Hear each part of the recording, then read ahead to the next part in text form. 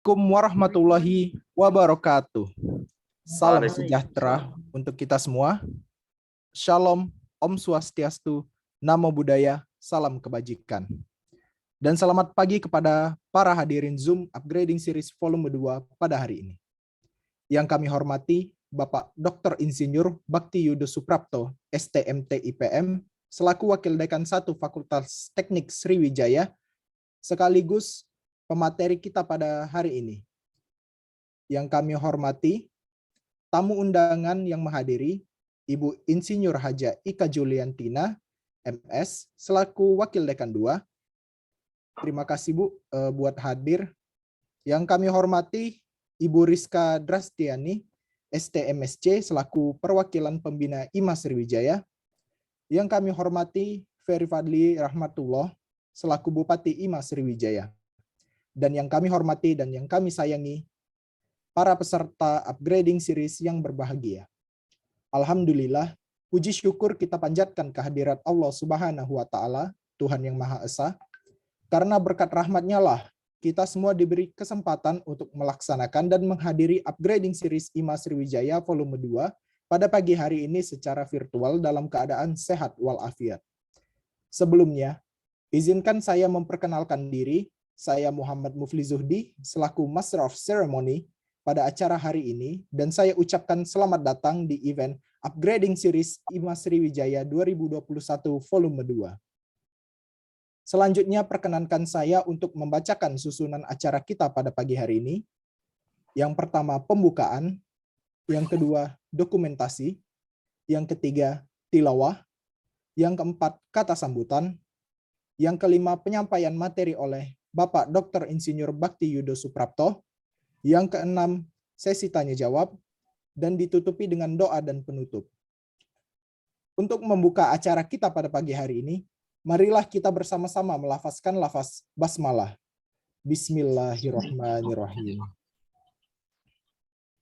Baiklah teman-teman peserta sekalian, sebelum kita memasuki ke acara selanjutnya, kepada para peserta dimohon untuk mengaktifkan kameranya terlebih dahulu dan menunjukkan pose terbaiknya karena kita akan masuki sesi dokumentasi terlebih dahulu.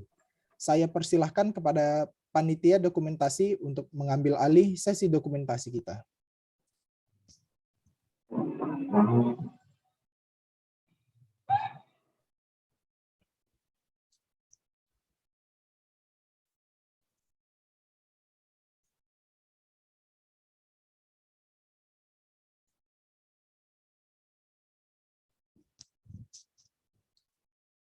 Saya ingatkan sekali lagi kepada para peserta, silakan untuk mengaktifkan kamera karena kita akan melakukan sesi dokumentasi. Terima kasih.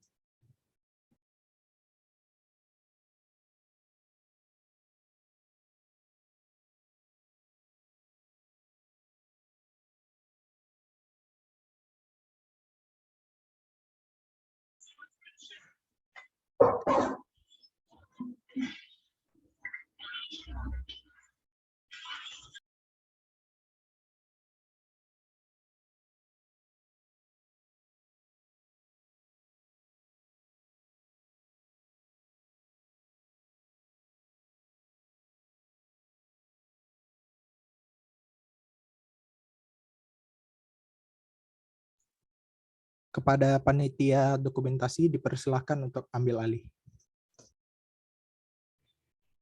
Baik, untuk slide 1, bisa siap. 1, 2, 3. Slide berikutnya. 1, 2, 3. Oke, terima kasih. Baik, terima kasih panitia dokumentasi dan untuk para peserta terima kasih telah mengaktifkan kameranya. Dimohon untuk tetap mengaktifkan kamera sampai acara ini berakhir. Selanjutnya, marilah kita dengarkan tilawah dari saudara kita dari Departemen Kerohanian, yakni Saudara Fakhrul Mardianto. Kepada saudara, waktu dan layar kami persilahkan. Assalamualaikum warahmatullahi wabarakatuh. أعوذ بالله من الشيطان الرجيم. بسم الله الرحمن الرحيم.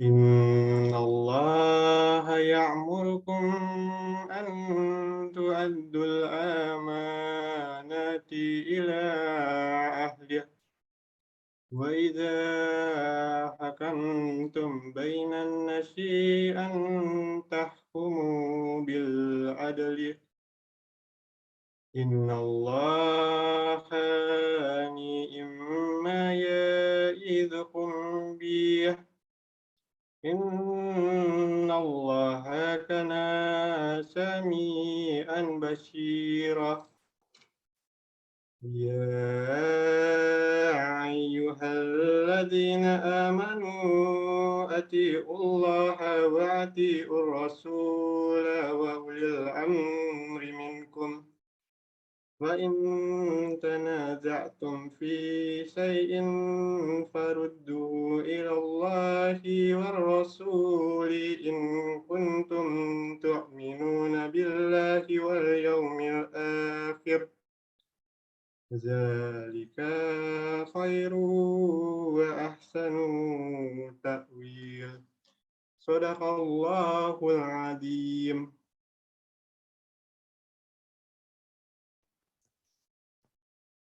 Shadaqallahul azim, shadaqallahu rasulul karim.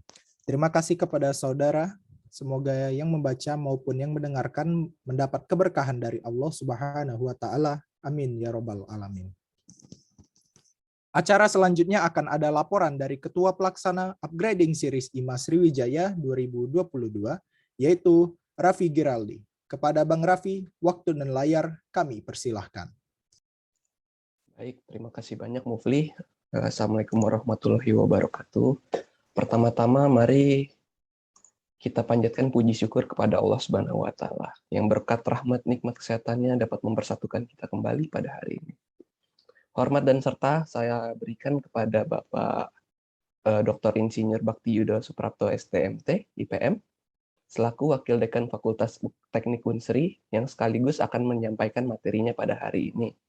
Beliau juga ditemani oleh tamu undangan Bu Insinyur Rika Juliantina, MS, juga selaku rekan wakil dekan dalam Fakultas Teknik Universitas Sriwijaya.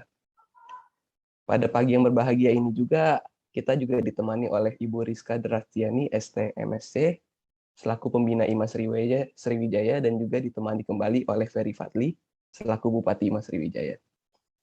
Dan juga tidak lupa saya ucapkan terima kasih yang sebesar-besarnya kepada teman-teman panitia dan BPH yang membantu melancarkan acara kita. Tentunya juga tidak lupa rasa terima kasih kepada teman-teman dan adik-adik yang telah meluangkan waktunya untuk ikut serta dalam acara webinar kita hari ini.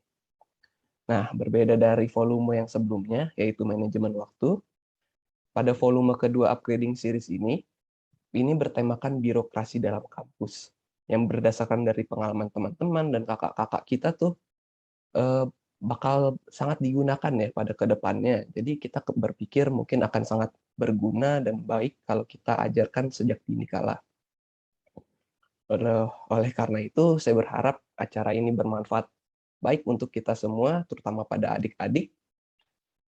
Dan saya selaku Ketua Pelaksana mengucapkan terima kasih dan wassalamualaikum warahmatullahi wabarakatuh. Saya kembalikan kepada Mufli. Terima kasih. Waalaikumsalam warahmatullahi wabarakatuh. Terima kasih banyak kepada Bang Raffi atas laporan dan sambutannya. Selanjutnya yaitu kata sambutan dari Bupati IMA Sriwijaya, Ferry Fadli Rahmatullah. Kepada Bang Ferry, waktu dan layar kami persilahkan.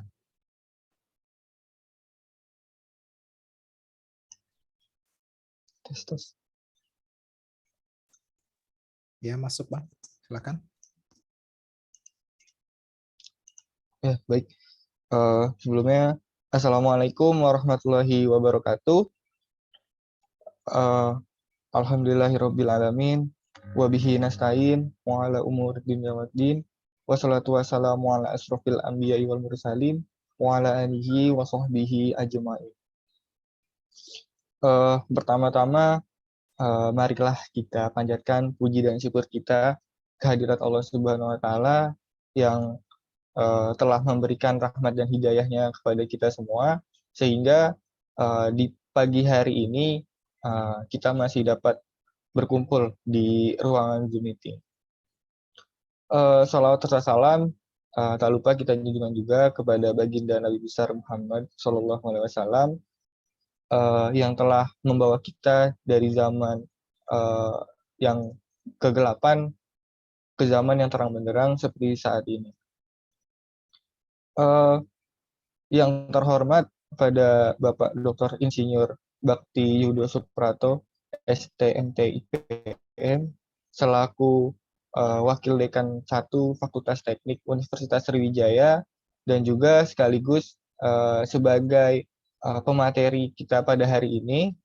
Dan yang saya hormati Ibu Widya Francisca FA STM MM PhD, selaku Wakil Dekan 2 Fakultas Teknik, dan juga sekaligus sebagai dosen pengajar Prodi Arsitektur Universitas Sriwijaya. Dan yang saya hormati pula Ibu Insinyur Hajah Ika Juliantina MS, selaku Wakil Dekan 3 Fakultas Teknik. Dan yang saya hormati Pembina Ikatan Mahasiswa Arsitektur Universitas Sriwijaya, Ibu Rizka Drastiani, STMSC, serta yang saya sayangi dan saya banggakan, Badan Pengurus Harian, staf ahli maupun staf muda Hima Sriwijaya Kabinet Progresif.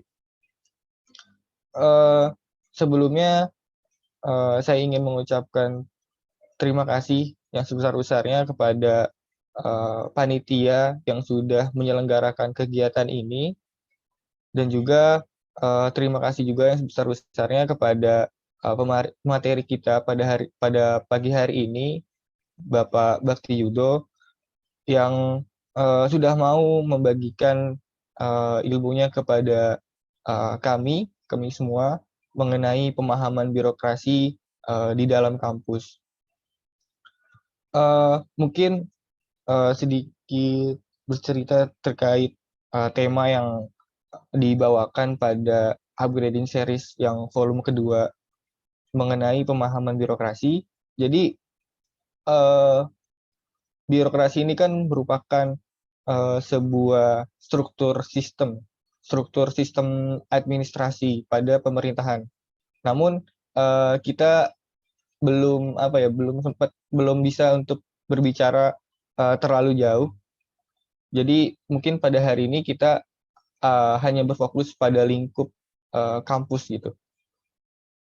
Jadi mungkin nanti bentuknya bisa berupa pengajuan gitu, kayak pengajuan beasiswa, pengajuan proposal kegiatan, lalu pengajuan barang dan banyak lainnya gitu. Akan tetapi sayangnya kami sebagai mahasiswa itu nggak pernah tahu prosedur seperti apa sih yang harus kami siapkan gitu dan kami ikuti. Itu kami nggak pernah tahu gitu, nggak pernah diajarin gitu.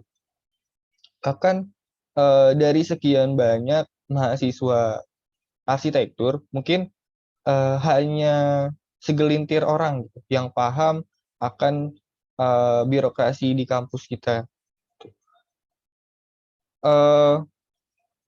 Maka dari itu mungkin harapannya nanti bukan hanya dari segelintir orang aja yang paham, bahkan tetapi seluruh anggota dari IMA itu juga paham gitu akan alur dari birokrasi di kampus kita.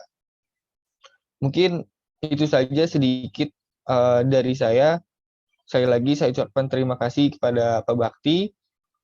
Kurang lebihnya saya mohon maaf. Wabillahi taufiq wal hidayah. Wassalamualaikum warahmatullahi wabarakatuh.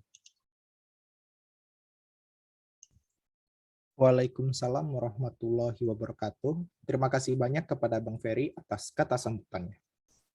Acara selanjutnya akan ada kata sambutan dari Pembina IMA Sriwijaya, Ibu Rizka Drastiani, STMSC. Kepada Bu Rizka, waktu dan layar kami persilahkan. Ya, bismillahirrahmanirrahim. Terima kasih, Mufli. Assalamualaikum warahmatullahi wabarakatuh. Selamat pagi dan salam sejahtera untuk kita semua.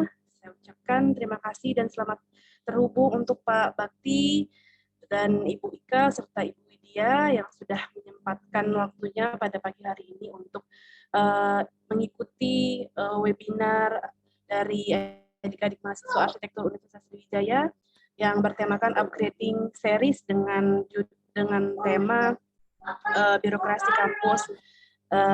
Saya ucapkan terima kasih sekali lagi dan kemudian saya ucapkan kepada adik-adik panitia terima kasih juga sudah mengadakan seri upgrading ini yang kedua, jadi sudah ada yang pertama dan kedua. Saya berharap akan ada seri-seri selanjutnya agar bisa menambah wawasan dan ilmu untuk kita semua. Dan juga saya ucapkan selamat mengikuti acara webinar pada pagi hari ini. Adik-adik bisa menambah wawasan dari pemateri kita, yaitu Pak Bakti, dan juga mungkin nanti ada pesan-pesan juga dari Bu Ika ataupun Bu Widya, mungkin nanti ada di sebelah mungkin ada tambahan. Saya ucapkan selamat menambah wawasan dan mengikuti webinar pada pagi hari ini. Lebih dan kurang saya mohon maaf. Terima kasih untuk undangannya juga. Assalamualaikum warahmatullahi wabarakatuh.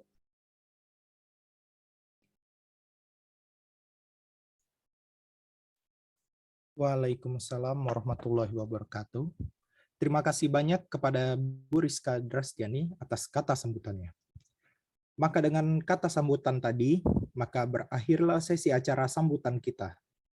Berikutnya kita akan memasuki acara inti, yakni penyampaian materi yang akan dipaparkan langsung oleh Wakil Dekan 1 kita, Bapak Bakti Yudo Suprapto. Halo, selamat pagi Pak Bakti, sudah bersama kami. Pagi. Iya, bagaimana Bapak kabarnya, sehat? Alhamdulillah, saya sehat walafiat. Alhamdulillah sehat walafiat. Iya baik Bapak. Sebelumnya izinkan saya membacakan profil Bapak terlebih dahulu ya Pak, agar peserta sekiranya yang belum tahu bisa mengenal Bapak. Baik. Pak Bakti memiliki nama lengkap Bapak Dr. Insinyur Bakti Yudo Suprapto, STMT IPM. Beliau lahir di Lahat tanggal 11 Februari 1975. Beliau menyelesaikan pendidikan S1 jurusan Elektro di Universitas Sriwijaya, menyelesaikan S2 jurusan Elektro di Universitas Indonesia, dan menyelesaikan S3 Teknik Elektro di Universitas Indonesia dan telah lulus di tahun 2018. Beliau juga menjalankan pendidikan profesi Teknik Elektro di PS PPI Unhas. Riwayat pekerjaan, kini beliau merupakan Wakil Dekan 1 bidang akademik Fakultas Teknik dan anggota tim kurikulum di Universitas Sriwijaya. Beliau aktif dalam banyak organisasi, yang salah satunya adalah anggota IEEE dari tahun 2017 hingga sekarang, dan anggota pengurus PII wilayah Sumatera Selatan bagian energi kelistrikan dari tahun 2010 hingga sekarang. Pak Bakti juga telah banyak melakukan penelitian, salah satunya yang terbaru itu ada pengembangan kendali kemudi dengan masukan berupa citra berbasis algoritma konvensional neural network. Dan you only look once pada sistem autonomous electric vehicle di tahun 2021. Serta masih banyak lagi prestasi dari Pak Bakti yang sayangnya tidak dapat kami sebutkan satu persatu karena kendala waktu. Jadi langsung kita mulai saja ya Pak.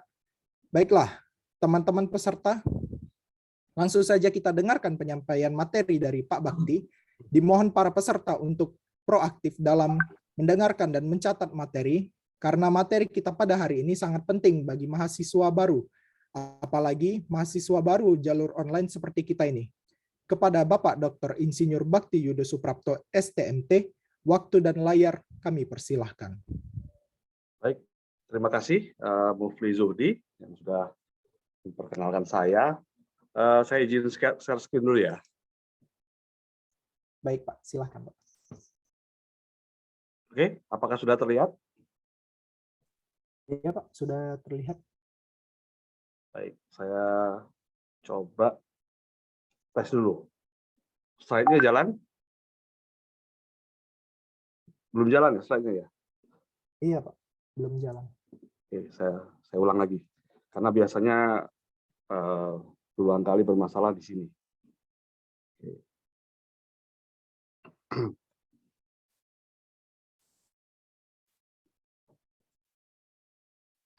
Baik, ini terima kasih atas sudah diundang. Yang kami hormati Ibu Widya Francisca selaku Wakil Dekan Bidang Keuangan, Administrasi, dan Kepegawaian.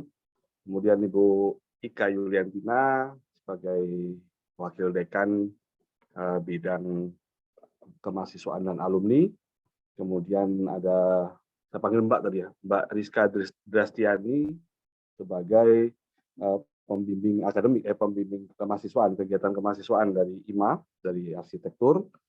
Kemudian ketua, kalau sekarang sebutnya ketua IMA, Ikatan Mahasiswa Arsitektur Fakultas Universitas Sriwijaya, beserta jajarannya, kemudian panitia pelaksana dari kegiatan upgrading series IMA Sriwijaya pada hari ini yang kami banggakan, serta adik-adik sekalian peserta dari upgrading yang kami banggakan.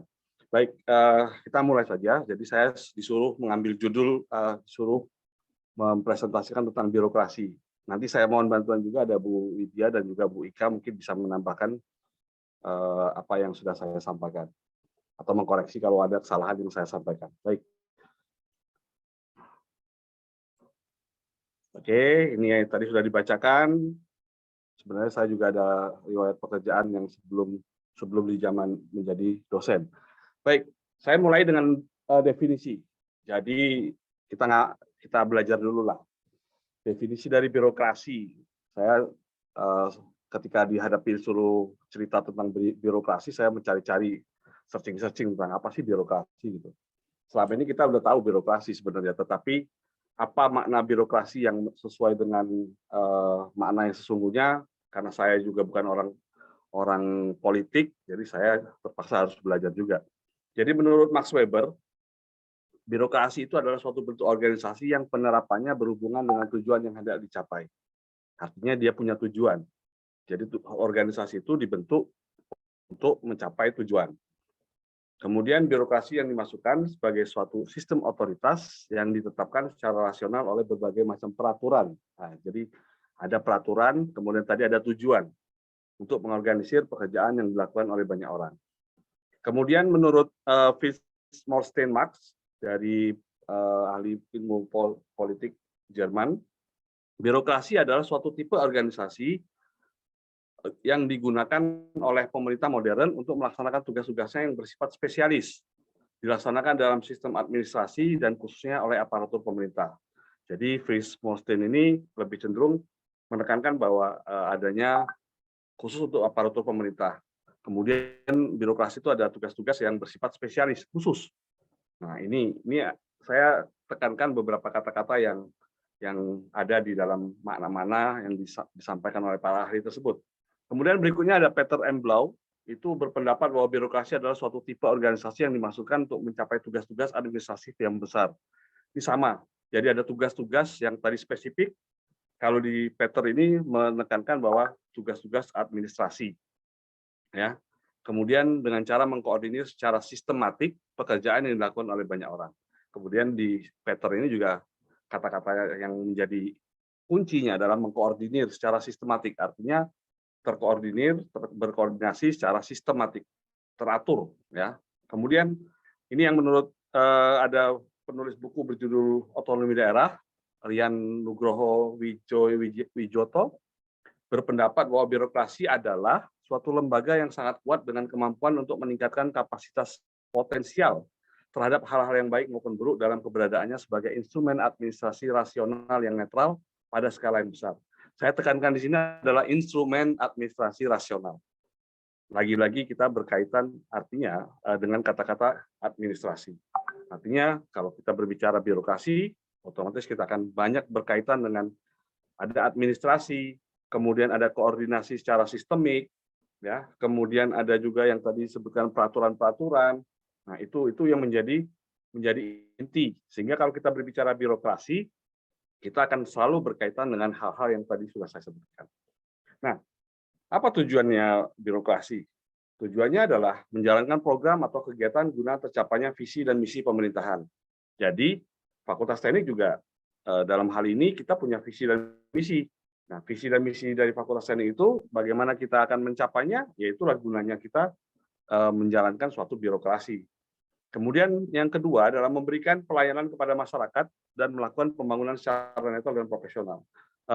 Pelayanan kepada masyarakat, ini maksudnya masyarakat di Fakultas Teknik khususnya atau di Universitas Sriwijaya, pelayanannya adalah mahasiswa, dosen, dan juga pihak alumni biasanya, ya itu yang akan menjadi pelayanan yang akan dilayani oleh birokrasi di fakultas atau di universitas. Kemudian mengaplikasikan seluruh aspek manajemen pemerintahan, mulai dari aspek perencanaan, koordinasi, pengawasan, preventif, represif, evaluasi, dan lain-lain. Artinya, birokrasi itu harus ada perencanaan. Di kita, di Fakultas Teknik khususnya, itu sudah ada perencanaan. Artinya dalam menjalani ke arah ke depan itu, 1 tahun yang akan datang, biasanya kita sudah punya yang namanya perencanaan, yang dikawal oleh Ibu Widya, mengawal perencanaan. Kemudian koordinasi semua lini di Fakultas Teknik khususnya itu pasti akan ada yang namanya koordinasi, baik antar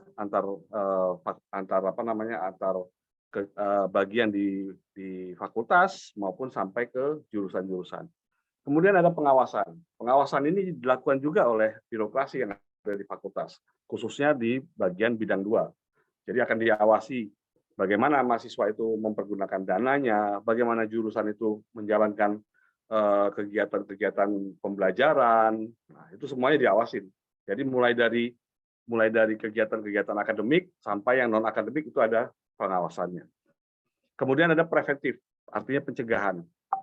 Pencegahan di sini artinya kami dari birokrasi di fakultas itu juga berhak untuk menjaga atau mencegah akan suatu tindakan-tindakan yang dapat merugikan Fakultas Teknik khususnya.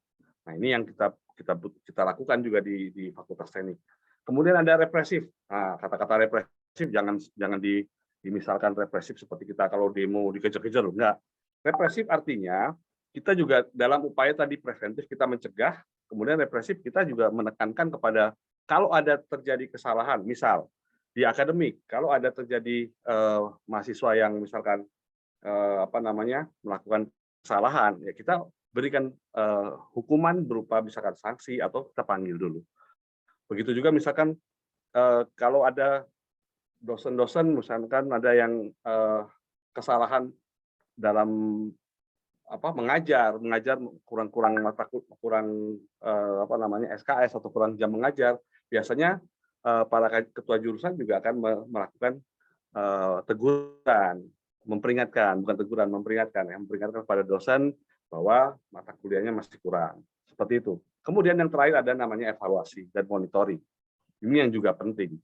Jadi entah itu kegiatan akademik maupun kegiatan non akademik, misal ada mahasiswa, kegiatan organisasi mahasiswa yang misalkan menjalankan satu kegiatan, tentunya akan ada evaluasi dan monitoring yang dilakukan baik dari koordinator prodi ataupun di sini ada pembina kegiatan mahasiswa Mbak Rizka, itu akan melakukan monitoring dan evaluasi. Supaya apa? Supaya kegiatan yang dilakukan itu akan berjalan dengan baik dan sesuai dengan relnya, sesuai dengan aturannya. Itu. Kemudian tujuan berikutnya adalah memberi kemudahan bagi masyarakat untuk mengakses setiap layanan dan perlindungan. Nah, di sini tujuan yang berikutnya ini adalah memberikan kemudahan bagi khususnya mahasiswa di sini saya bilang adik-adik mahasiswa yang hari ini ikut acara ini untuk mengakses setiap layanan dan perlindungan. Artinya kita juga harus dari birokrasi itu harus berhak juga, harus wajib juga memberikan kemudahan bagi mahasiswa. Kemudian memberikan jaminan atas keberlangsungan sistem pemerintahan pada suatu negara. Oke, ini karena ini negara, kita tidak berbicara negara, tapi kita berbicara dari kampus. Ya. Jadi memberikan jaminan keberlangsungan sistem pemerintahan yang ada di Fakultas Teknik. Jadi kita dengan birokrasi ini, kita harus bisa memberikan jaminan bahwa sistem itu harus berjalan dengan baik. Kemudian yang berikutnya adalah mendukung, mempermudah, mempercepat, meningkatkan efektivitas serta efisiensi pencapaian dari beragam tujuan pemerintah atau tujuan dari Fakultas Teknik. Jadi dengan adanya birokrasi kita akan mendukung, mempermudah, mempercepat dan meningkatkan efektivitas, ya seperti itu. Nah, fungsi birokrasi. Nah, menurut si Andrew Haywood ada 4 fungsi dari birokrasi. Ya, yang pertama sebagai pelaksana administrasi. Tadi kan kita memang di awal tadi definisinya pasti kaitannya adalah birokras administrasi. Birokrasi itu selalu diidentikan dengan administrasi. Nah, jadi fungsi utama dengan sebagai pelaksanaan administrasi, birokrasinya berfungsi mengimplementasikan atau mengeksekusi undang-undang atau kebijakan negara. Nah, di kampus, di universitas itu ada kebijakan yang diberikan oleh rektor melalui surat keputusan atau buku panduan pedoman-pedoman yang dikeluarkan oleh rektor. Selain itu juga ada kebijakan-kebijakan yang dilakukan oleh dekan, khususnya di dekan Fakultas Teknik. Di situ dekan akan misalkan sebagai contoh kemarin masalah Suliet, ya harus misalkan semester 6 dekan mempunyai kebijakan bahwa setiap jurusan meminta kepada Kajur dan Koprodi untuk meminta kepada mahasiswa untuk semester 6 wajib untuk tes Suliet. Supaya apa? Supaya ketika mahasiswa tersebut sudah masuk ke skripsi, tidak ada lagi gangguan tentang Suliet. Selama ini yang menjadi momok bagi mahasiswa dalam menyelesaikan studinya itu biasanya adalah Suliet. Ya, nah itu oleh karena itu dekan mengambil kebijakan, salah satunya adalah mempercepat di semester 6 untuk setiap mahasiswa diwajibkan untuk tes Suliet atau sekarang namanya USEP. Kemudian berikutnya, fungsi berikutnya adalah sebagai nasihat kebijakan atau policy advice, ya. Jadi birokrasi memiliki peran penting dalam memberikan nasihat kebijakan kepada pemerintah, dalam hal ini kepada fakultas ataupun kepada universitas. Karena birokrasi menjadi lini terdepan dalam implementasi suatu kebijakan. Jadi tadi bagaimana ketika Pak Dekan mengemukakan suatu kebijakan, jajaran di bawah dekan akan segera mengimplementasikan itu, ya, mengimplementasikan tadi pertama perencanaan bagaimana kebijakan ini dilakukan, kemudian saat implementasi ada monitoring dan evaluasinya, ya, dan segala macam itu. Jadi dilakukan seperti itu terhadap suatu kebijakan. Kemudian fungsi birokrasi yang ketiga adalah artikulasi kepentingan. Jadi dalam hal ini birokrasi itu biasanya ada kepentingan-kepentingan yang terganggu atau ada kepentingan yang terkait terhadap suatu birokrasi tersebut. Nah, ini yang harus kita mulai dilakukan agar kepentingan-kepentingan tersebut tidak semua kepentingan.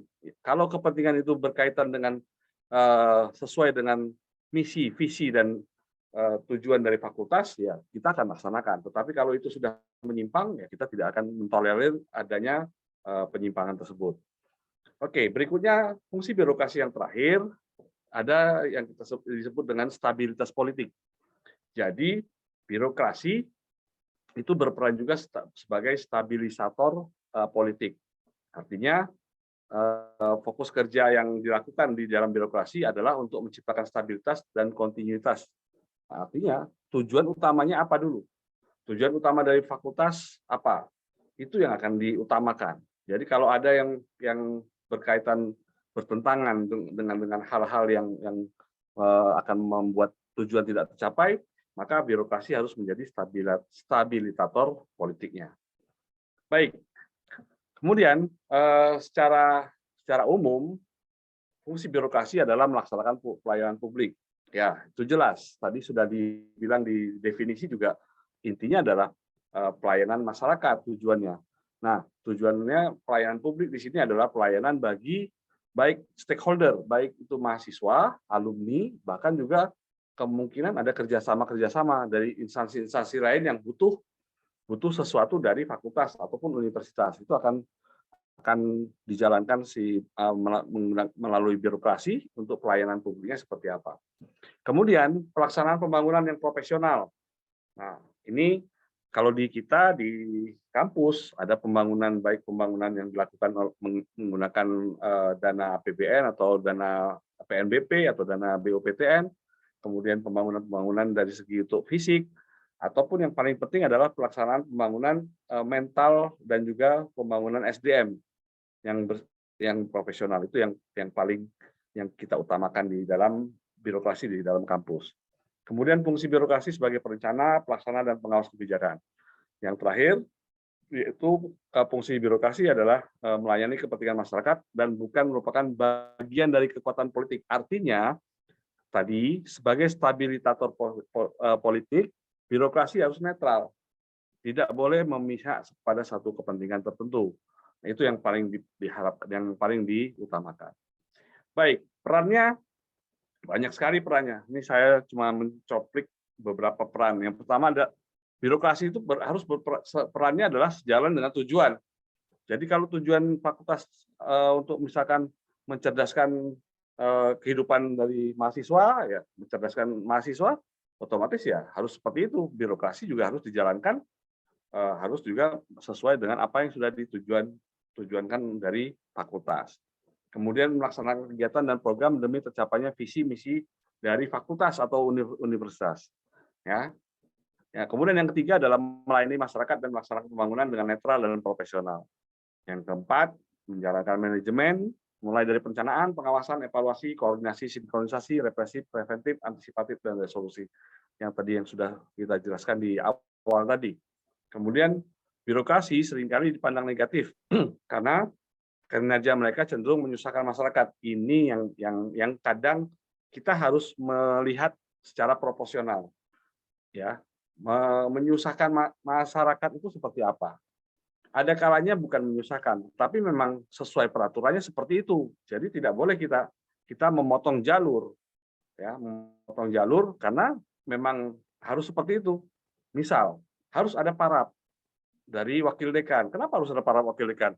Ya, sekarang Pak Dekan itu kan sibuk, orangnya sibuk. Tidak mungkin dia sempat akan memikirkan apa isi surat. Jadi terkadang memang diperlukan yang namanya paraf. Jadi bukannya itu menyusahkan, tapi memang harus seperti itu. Karena kata-kata yang disusun oleh tim yang mengetik surat itu kadang ada yang kurang tepat. Jadi perlu diperbaiki. Nah itu ataupun mengandung efek-efek yang bisa menimbulkan efek yang lain. Nah, itu juga sehingga perlu ada yang namanya birokrasi ini. Bukan menyusahkan. Nah, kalau memang ada yang menyusahkan, itu yang perlu dipotong. Makanya kadang-kadang ada kata-kata yang sering kita bilang, yang sering kita dengar adalah memangkas birokrasi. Ada juga seperti itu. Jadi tidak selamanya, jangan setiap memandang birokrasi itu kadang menyusahkan. Itu tidak semuanya. Jadi perlu meninjau kata-kata menyusahkan tadi dari jangan dari satu pihak, tetapi dari pihak lain seperti apa. Ada aturannya tidak? Nah, kadang-kadang kita tidak lupa bahwa itu ada aturan yang tertulis yang tidak pernah kita baca. Itu. Jadi tidak hanya birokrasi itu kita juga hanya harus juga meninjau dari berbagai sisi. Kemudian ada juga birokrasi dinilai masyarakat sebagai organisasi yang boros, tidak efisien dan tidak efektif.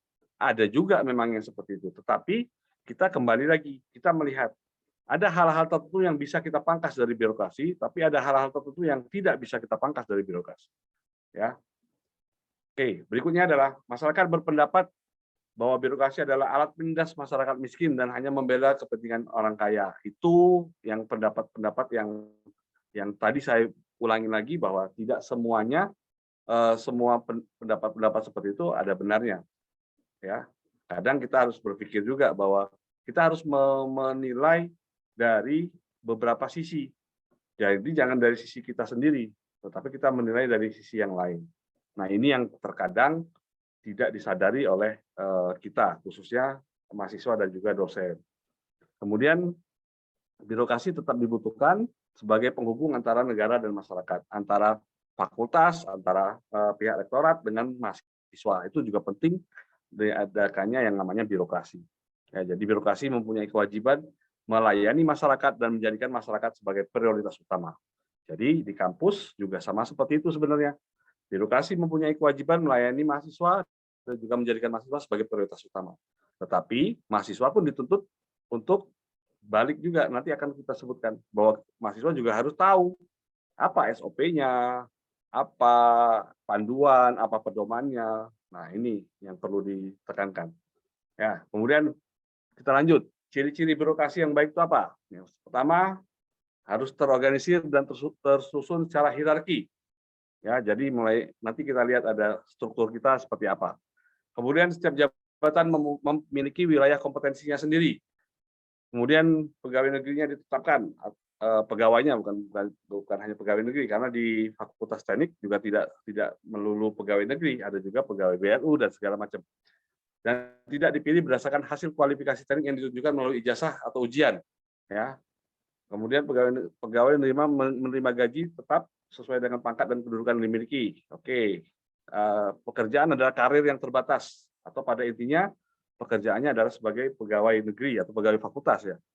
Ini ya, para pejabat tidak memiliki kantor tersendiri. Artinya di sini birokrasi yang baik itu pejabatnya tidak terpisah dengan bawahannya dari satu gedung, sehingga kita untuk menjalankan fungsi pengawasan, menjalankan fungsi evaluasi, menjalankan fungsi perencanaan itu langsung tidak bertele-tele. Artinya kalau pejabatnya merencanakan sesuatu bisa langsung ditindaklanjuti oleh bawahannya.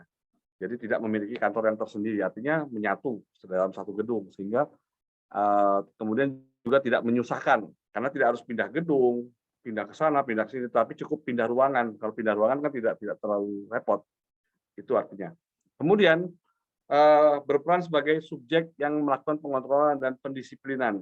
Jadi si pejabat juga harus mengontrol bawahannya, kemudian pendisiplinan dari bawahannya. Kemudian juga harus dilakukan promosi jika ada pertimbangan kemampuan yang melebihi rata-rata. Itu ciri-ciri dari birokrasi yang baik. Nah, menurut Max Weber, karakteristik yang ideal adalah satu, kerja yang ketat pada peraturan. Artinya, birokrasi selalu terkait dengan peraturan-peraturan yang berlaku. Itu mutlak. Kemudian tugas yang bersifat khusus. Jadi ada beberapa tugas-tugas yang khusus, tidak dilakukan secara sembarangan. Kemudian bersifat kaku dan sederhana. Kaku itu maksudnya tidak ada toleransi ya pada pelanggaran peraturan.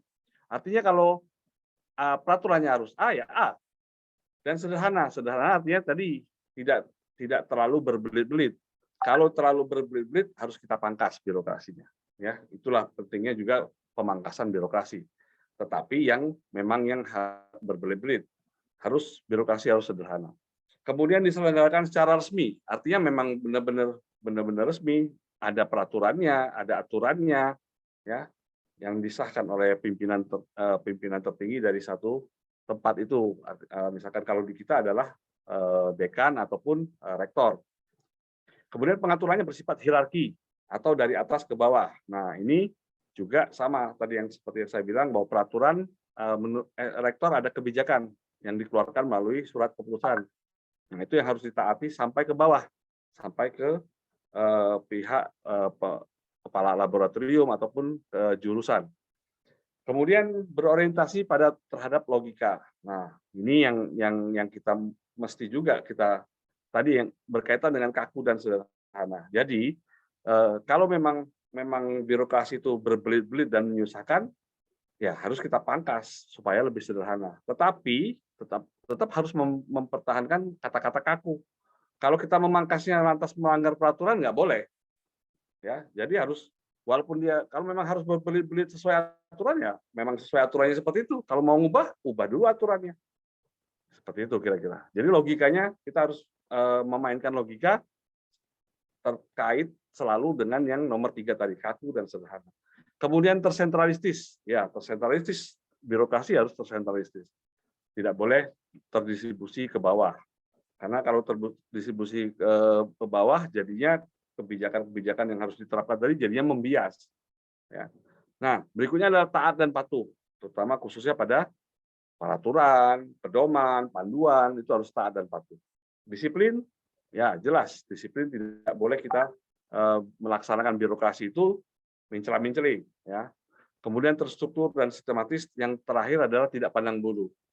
Jadi seperti yang selama ini kita lihat, mentang-mentang saya dari teknik elektro, orang elektro saya beri kemudahan, yang lain nggak boleh.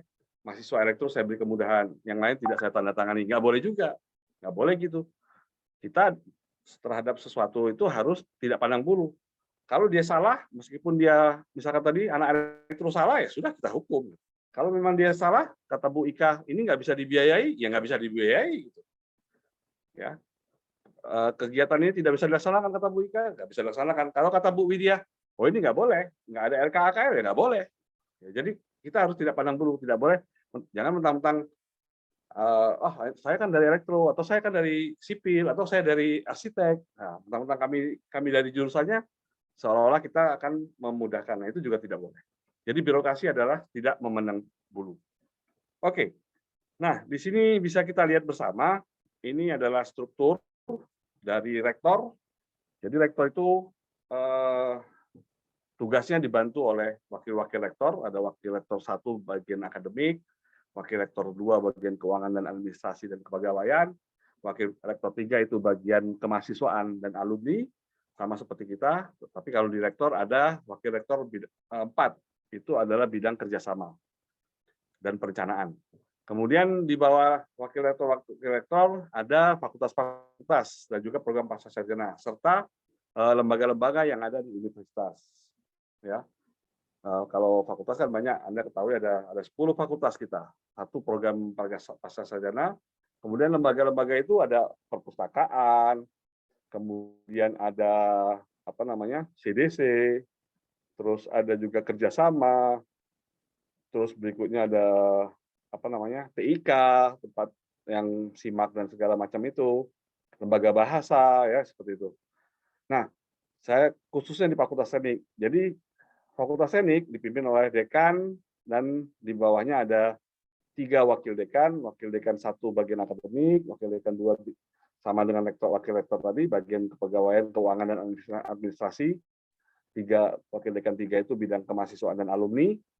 Kemudian di bawah wakil dekan itu ada jurusan dan program studi serta laboratorium. Ya. Nah, kemudian kalau tadinya di bawah jurusan ada Kabak dan Kasubag, sekarang tidak ada lagi Kabak dan Kasubag. Adanya adalah analisis kepegawaian, analisis muda keuangan dan administrasi, analisis muda arsiparis, pengarsipan. Ya, ada 3. Kemudian ada juga di bawahnya ada UPPM, Unit Penelitian dan Pengabdian pada Masyarakat. Itu di bawah. Nah, masing-masing ini memiliki fungsi masing-masing sesuai dengan tadi wakil dekan 1 urusannya adalah bagian akademik. Kemudian wakil dekan 2 urusannya bagian keuangan, administrasi dan kepegawaian. Wakil bidang 3 urusannya kemahasiswaan dan alumni. Jadi di sini adik-adik mahasiswa jangan salah.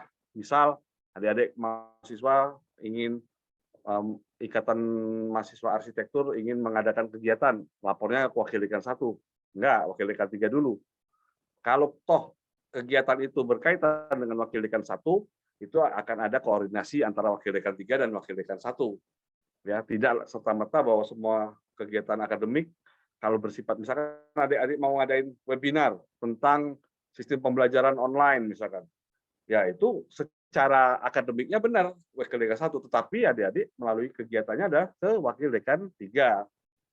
Nah, urusan duitnya baru lapor ke wakil dekan 2. Ya. Kalau lapor ke wakil dekan bidang 1 bisa aja urusan duit, tapi kayaknya keluar ocehan dikit. Karena saya bukan bagian duit ya. Oke, jadi ini ada struktur yang harus dipahami oleh adik-adik mahasiswa, khususnya yang di Fakultas Teknik. Nah, di kita ada jurusan dan program studi. Jadi apa bedanya jurusan dan program studi? Nah, ini yang sampai sekarang juga masih menjadi perdebatan. Jurusan sebenarnya kalau menurut struktur di undang-undang program studi itu berada di bawah jurusan. Jadi kalau adik-adik lihat program studi teknik arsitektur itu sebenarnya berada di jurusan teknik sipil dan perencanaan.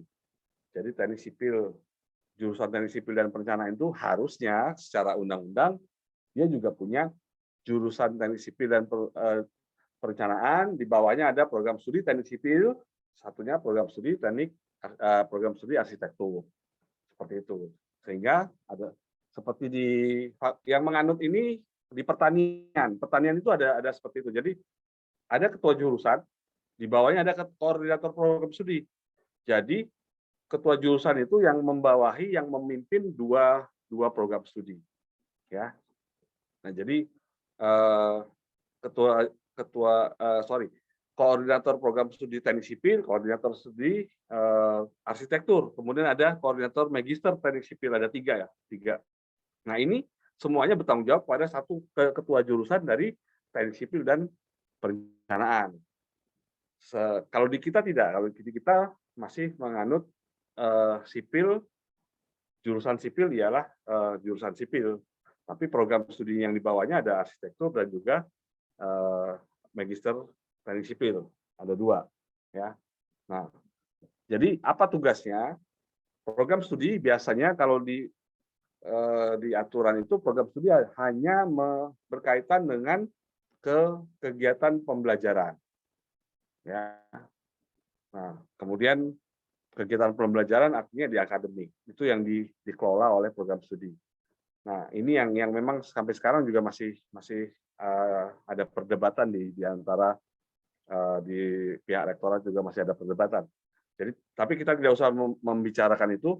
Yang jelas, adik-adik berada di sisi mahasiswa. Nah, apapun yang adik-adik lakukan, apapun yang adik-adik ingin seperti tadi ada yang nanti akan saya jelaskan juga mengenai mau surat menyurat, itu harus juga diketahui oleh jurusan dan program studinya. Ya, baru nanti ke atas. Surat itu akan dikirim pengantar, membuat pengantar dari jurusan atau program studi ke atas, baru dikirim ke atas. Ke atas nih mau kemana? Ke wakil dekan 1, wakil dekan 2, atau wakil dekan 3. Nanti kita lihat.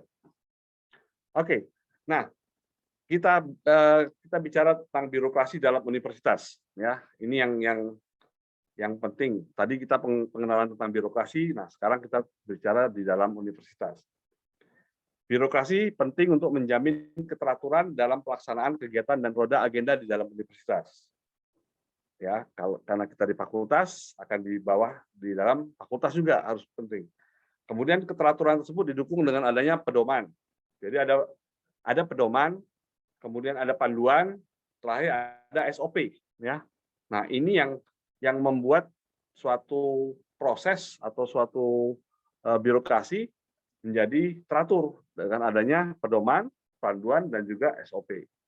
Nah, kemudian birokrasi dibarengi dengan kebijakan yang akan disosialisasikan sebelum diterapkan, biasanya seperti itu.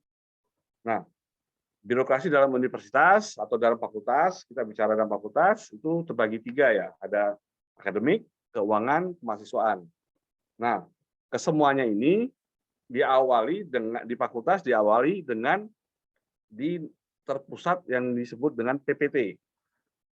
Jadi semua administrasi yang berkaitan dengan 3 hal ini, kalau menuju fakultas akan masuk ke dalam yang kita sebut dengan PPT, Pusat Pelayanan Terpadu. Ya. Nah, Pusat Pelayanan Terpadu itu adalah sentral dari surat menyurat dan administrasi di Fakultas Teknik. Semua surat-surat masuk ke dalam PPT. Kemudian di dalam PPT itu ada kebutuhan mahasiswa, ada juga kebutuhan dosen, kemudian ada dari jurusan dan juga program studi dalam hal administrasi dan juga surat menyurat. Jadi semuanya terpusat ke sini.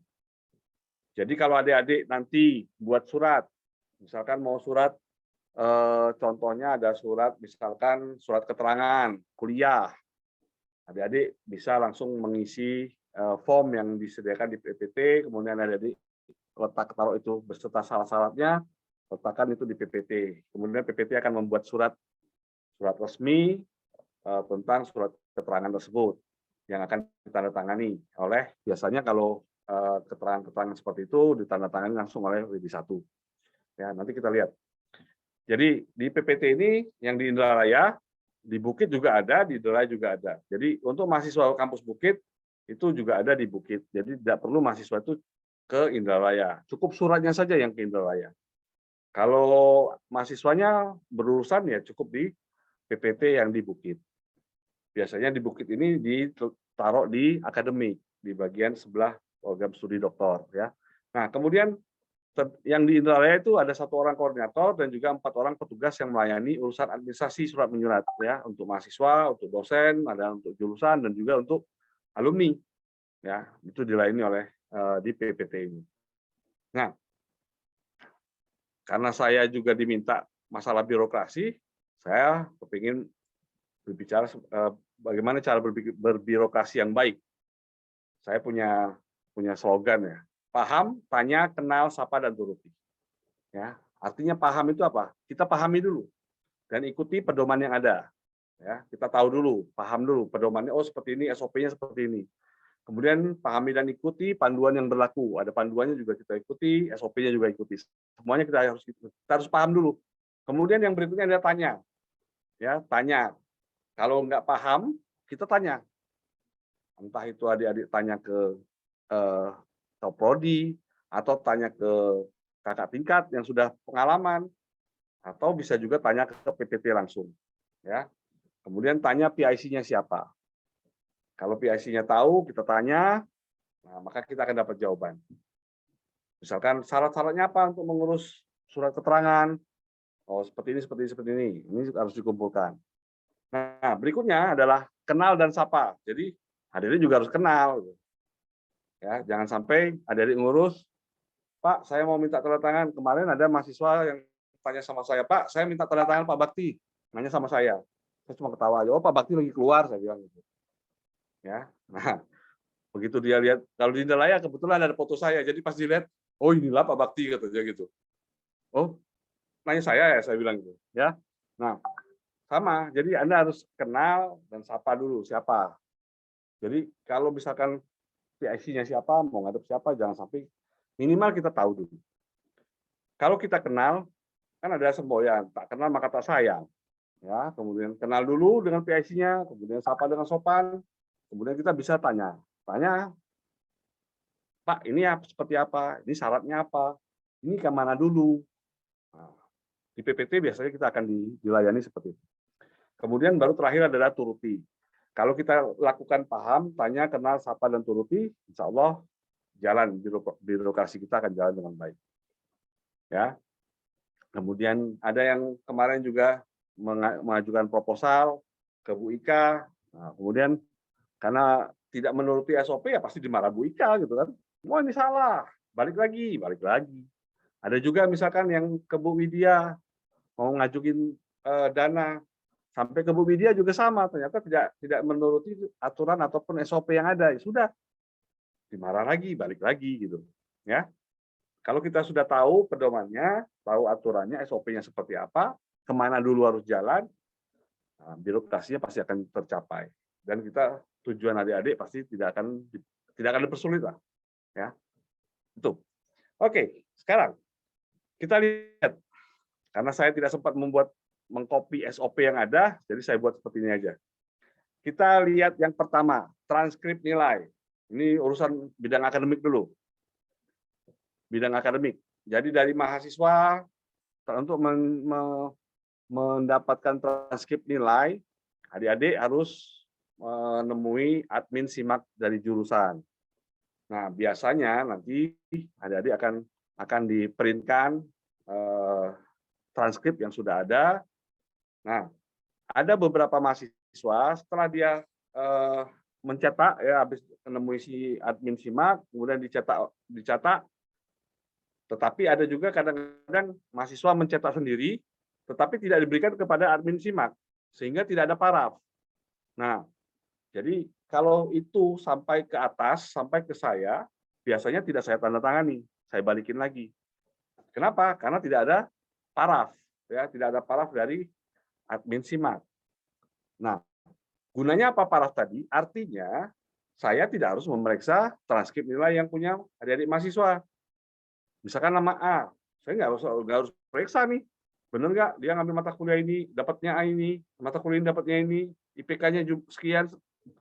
Saya nggak harus periksa. Karena kenapa? Karena sudah ada diparaf oleh admin SIMAK. Admin SIMAK itu yang harusnya tugas dia adalah mengecek apakah yang adik-adik print itu sudah sesuai. Ya, oleh karena itu biasanya kalau sudah diparaf, saya tidak periksa lagi. Tapi kalau tidak ada parafnya, saya harus meriksa atau saya balikan ke mahasiswanya. Ya, nah kemudian biasanya dibawa mahasiswa itu akan membawa transkrip nilai tadi yang sudah diparaf tadi ke PPT atau bisa jadi kadang-kadang oleh PPT diarahkan ke humas di atas di fakultas. Nah, ini juga kalau adik-adik ketemu humas, kalau memang humasnya ada, ya sudah, taruh di humas. Percayakan sama humas. Kalau di Palembang juga ada, taruh di humas. Percayakan sama humas. Nggak akan hilang deh transkrip nilai yang sudah ada dibuat. Ya, nanti akan dari humas akan masuk ke ruangan wakil dekan, khususnya ke ruangan saya. Ketika saya sudah selesai para tanda tangan, akan saya balikan lagi ke humas. Ya, kenapa bisa menjadi lama? Mungkin hari itu saya tidak ada, wakil dekan yang tanda tangan itu tidak ada di situ. Jadi terpaksa harus nginep, nunggu.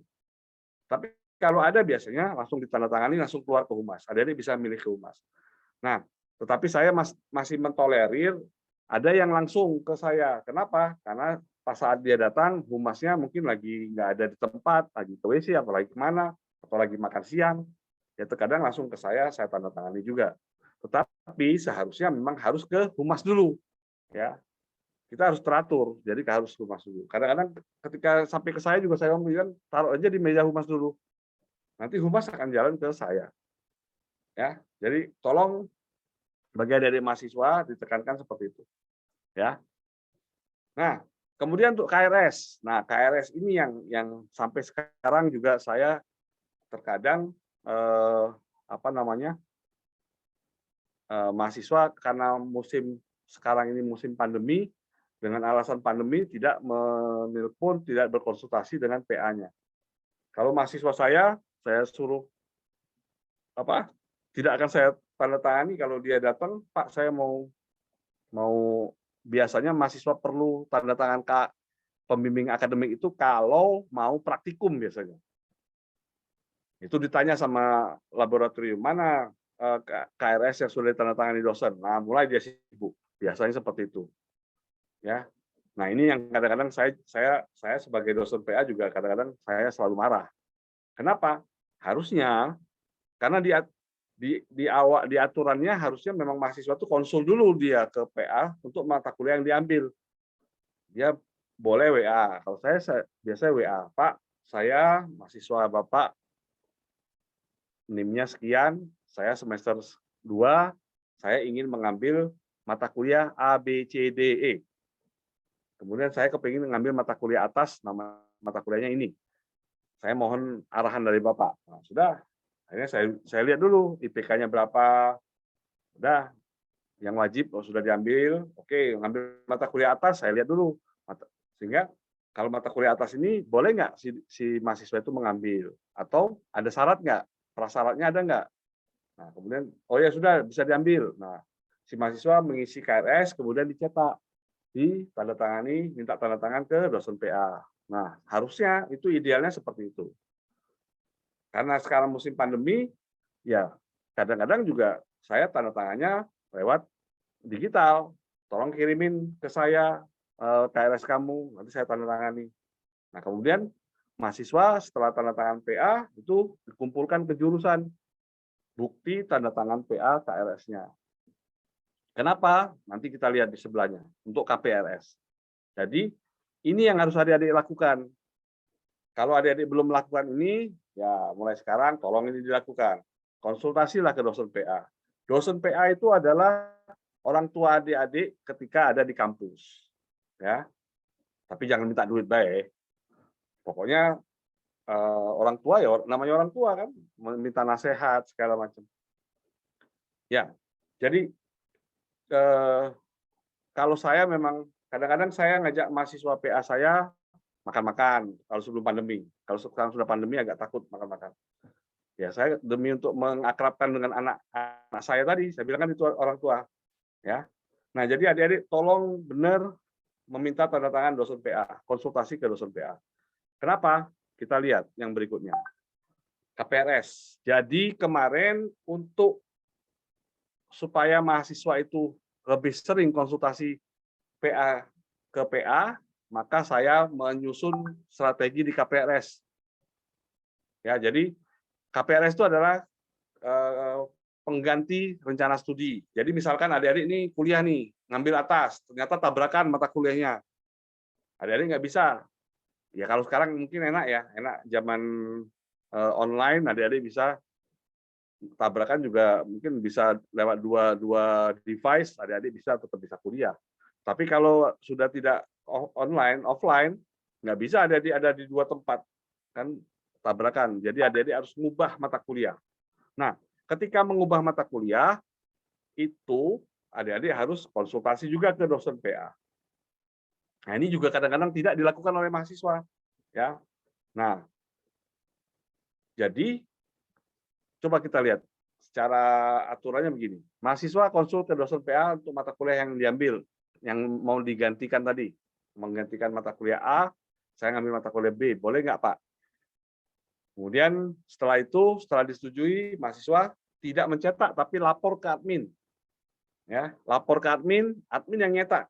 Saya minta kemarin sama admin, untuk admin yang mencetak KPRS-nya. Ya, nah, ketika admin mau mencetak, admin akan ngecek nih KRS lamanya. Sudah ditandatangani PA belum? Kalau belum, KPRS tidak akan dicetak oleh admin. Ini gunanya tadi saya bilang. Kenapa keluar aturan ini bukan menyusahkan mahasiswa, bukan, tapi saya kepingin agar mahasiswa itu ada ketemu sama dosen PA-nya, meskipun lewat WA atau lewat telepon.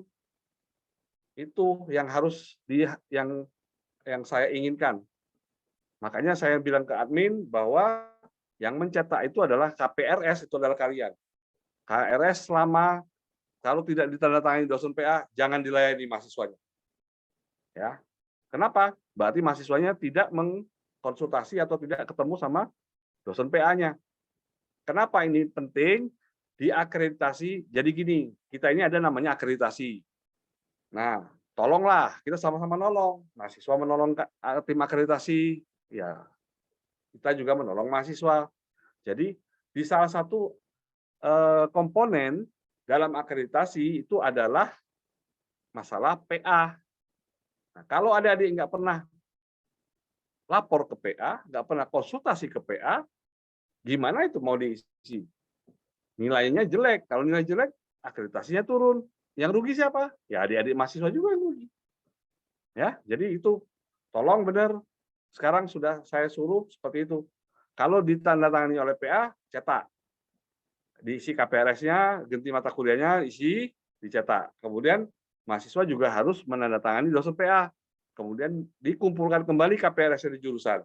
Nah, kalau adik-adik sudah diisi KPRS tapi tidak ditandatangani oleh dosen PA, jangan salahkan kalau si admin membalikan kembali mata kuliahnya menjadi mata kuliah di KRS.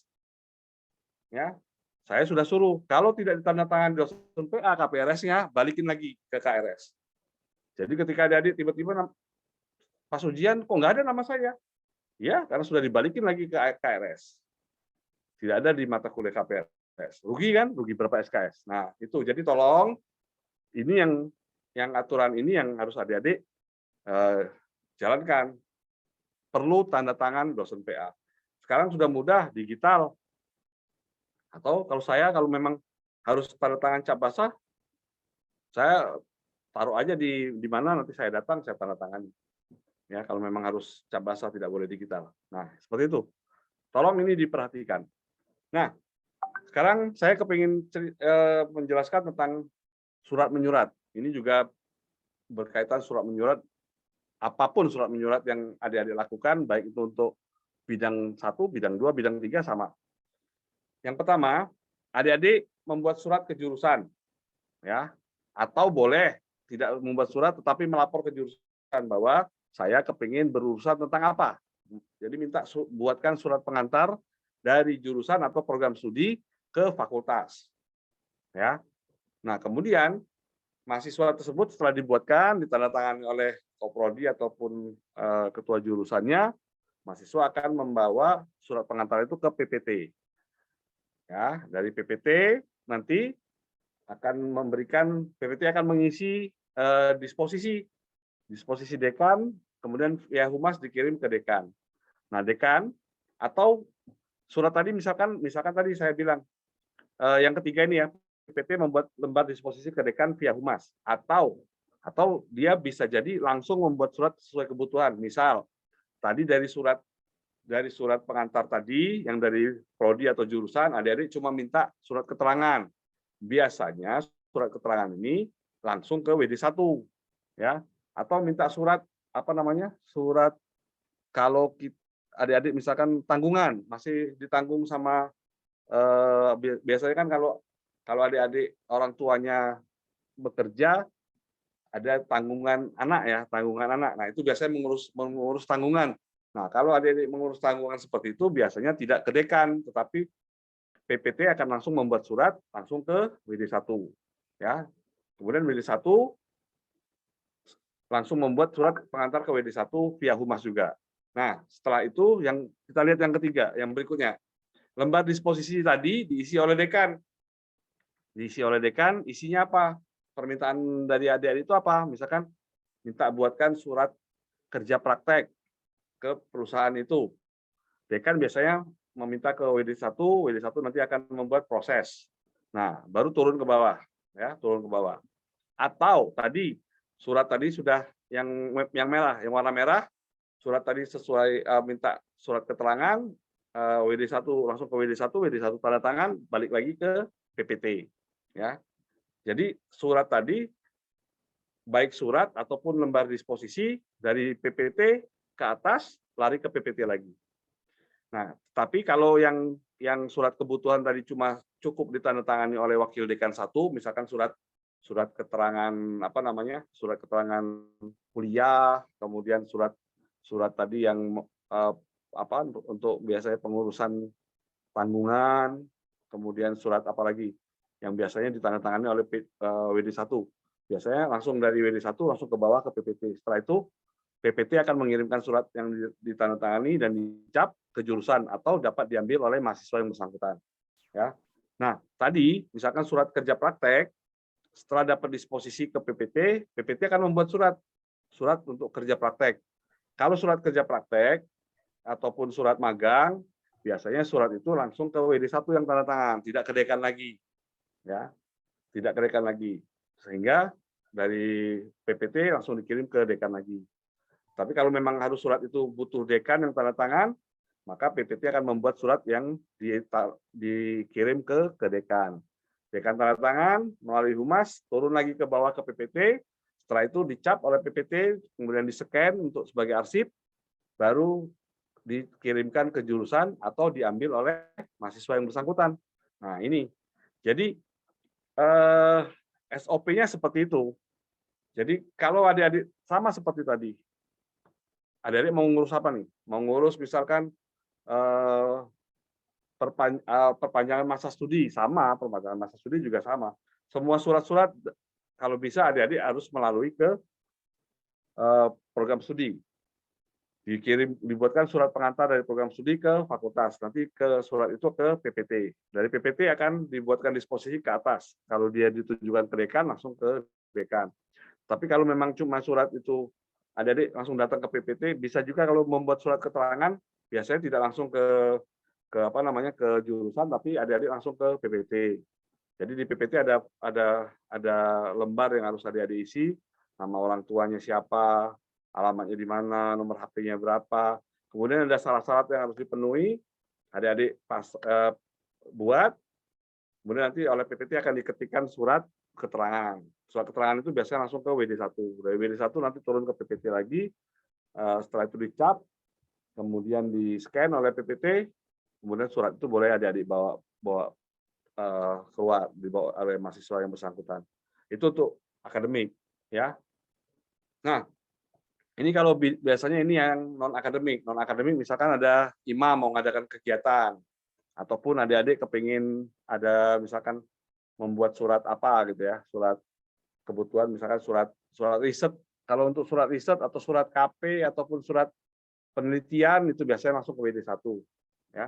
Atau misalkan adik-adik kepingin apa ya, yang tidak non akademik, surat misalkan penurunan UKT atau segala macam. Nah itu, atau adik-adik perlu ada buat proposal. Nah, jadi bawa proposalnya, tetap ngelapor ke jurusan atau ke program studi. Apa yang adik-adik inginkan, kemudian akan dibuatkan oleh jurusan atau program studi itu surat pengantar ke fakultas. Nah, kemudian dibawa surat itu ke PPT. Tetap larinya adalah ke PPT. Kemudian dari PPT dia akan membuat lembar disposisi ke dekan melalui humas. Jadi dari PPT itu ke lantai 3, kalau di Indralaya ke humasnya. Dari humas akan diberikan ke dekan. Nah, disposisi tadi akan dikirim ke WD2 atau WD3 ya. Misalkan ada kalau permintaan imam, ada permintaan misalkan permintaan apa? Permintaan barang. Nah, itu ke WD2 atau IMA kepingin ngajuin satu kegiatan, jadi proposalnya langsung ke WD3. Nah, dari WD3 nanti diperiksa oleh WD3 ataupun WD2. Kalau memang disetujui, WD2 akan memberi perintah kalau berkaitan dengan keuangan biasanya langsung ke BPP. Nah, kemudian dibayar sesuai RKKL. Kalau tidak mahasiswa bisa mengambil ke BPP kalau misal itu urusan keuangan. Tapi kalau misalkan dia tidak berurusan keuangan, WD2 akan misalkan tadi yang penurunan UKT. Kalau dinilai oleh WD2 memang sesuai, ini dapat diusulkan, WD2 akan membuatkan surat ke PPT. PPT akan membuatkan surat ke dekan, dekan akan tanda tangan, kemudian sama seperti yang tadi. Jadi tanda tangan, bawa ke turun lagi ke PPT, adik-adik setelah dicap, di-scan, adik-adik bisa ngambil di PPT. Ataupun kalau surat penurunan UKT biasanya bukan adik-adik yang membawa, tapi langsung dari PPT. PPT itu ada tim pengantarnya, pengantar surat. Jadi yang seperti itu tidak harus adik-adik cukup sampai PPT. Tinggal nunggu keputusan dari rektor, apakah adik-adik disetujui atau tidak penurunan UKT-nya. Nah, kemudian kalau kegiatan-kegiatan tadi, kalau tidak disetujui, maka biasanya WD3, Bu Ika akan manggil tuh ketua IMA-nya atau siapa panitianya, dipanggil, diperbaiki. Kemudian setelah diperbaiki, WD3 akan memberikan biasanya dari ke Pak Dekan, Dekan akan ke WD2 untuk bisa dibiayai. Nah, ini yang seperti ini. Mungkin nanti Bu Ika atau Bu Widya akan dapat menambahkan kalau ada penjelasan saya yang masih kurang. Mungkin itu yang di bagian akademik. Nah, mungkin cukup sekian ya. Jadi kita bisa mungkin diskusi lebih banyak diskusi karena untuk yang masalah birokrasi ini banyak hal-hal yang mungkin yang perlu saling kita bicarakan, saling kita diskusi agar lebih paham dan lebih mengerti. Oke, mungkin itu saja. Lebih dan kurang saya mohon maaf. Billahi taufiq wal hidayah. Assalamualaikum warahmatullahi wabarakatuh. Selanjutnya saya kembalikan ke moderator. Silakan. Baik, terima kasih Pak Bakti atas materinya.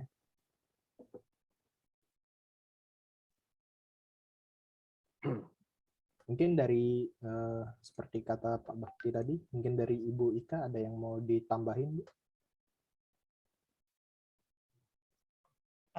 Saya rasa sudah cukup, tapi nanti kalau ada pertanyaan-pertanyaan yang memang kurang jelas, boleh kita diskusikan.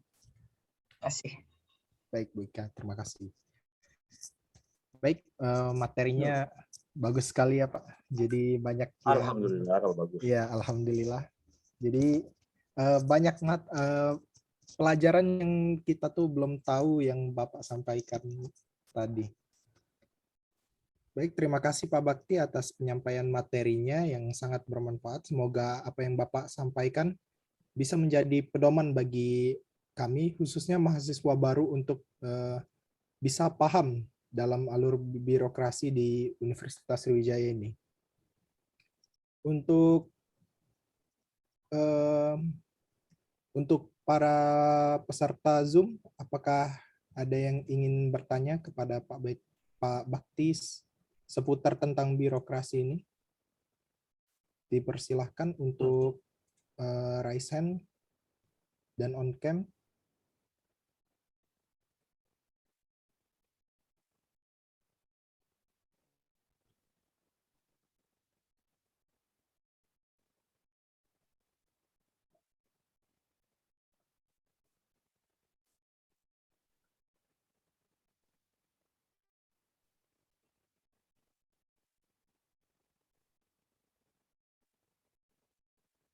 Silakan, kalau ada yang ingin tanyakan. Silakan, langsung saja. Itu ada Rintan Baristi, silakan. Baik, Assalamualaikum warahmatullahi wabarakatuh. Waalaikumsalam. Sebelumnya perkenalkan saya Rintan Baristi, mahasiswa arsitektur angkatan 2021. Izin bertanya, Pak. Ya. Setelah menyimak materi yang Bapak sampaikan tadi, saya menyadari bahwa birokrasi ini tidak jauh dari proses administrasi sebagai acuan utamanya. Kira-kira adakah cara khusus untuk mempermudah proses tersebut atau adakah hal khusus yang memang harus kita perhatikan? Terima kasih, Pak Bakti. Oke, maaf. Mungkin agak diperjelas karena agak ini ya. Di tempat saya agak kurang terdengar tadi. Cara khusus untuk apa tadi? Cara khusus untuk mempermudah proses tersebut atau adakah hal khusus yang memang harus kita perhatikan untuk administrasi tadi? Boleh dijawab, Mas Mufli? Iya, boleh, Pak. Silakan. Langsung ya? Oke, Rintan. Jadi tadi seperti yang saya bilang, untuk memahaminya, yang pertama Rintan harus tahu dulu tata caranya tadi. Jadi kalau sekarang kebutuhannya Rintan akan apa nih? Misal, Rintan akan mengurus surat keterangan aktif kuliah. Nah, Rintan pertama kali harus bertanya dulu ke PPT. Di PPT itu biasanya ada surat, ada form yang harus diisi oleh Rintan. Nah, Rintan nanti ngisi misalkan nama orang tuanya siapa, alamatnya di mana, segala macam. Nah, kemudian ada syarat-syaratnya. Syarat-syaratnya misalkan ada 1 KPM, kartu pengenal mahasiswanya, difotokopi. Kemudian yang kedua biasanya ada surat keterangan dari instansinya, dari tempat ayahnya kerja. Atau yang ketiga misalkan bukti bayar UKT, dilampirkan juga. Nah, kemudian di PPT surat yang tadi kan itu langsung naik ke atas. Jadi yang pertama yang paling penting adalah tadi yang seperti saya bilang, pahami, teliti, sapa. Nah, itu yang perlu pertama kali harus tahu itu SOP-nya dulu. Itu Rintan ya.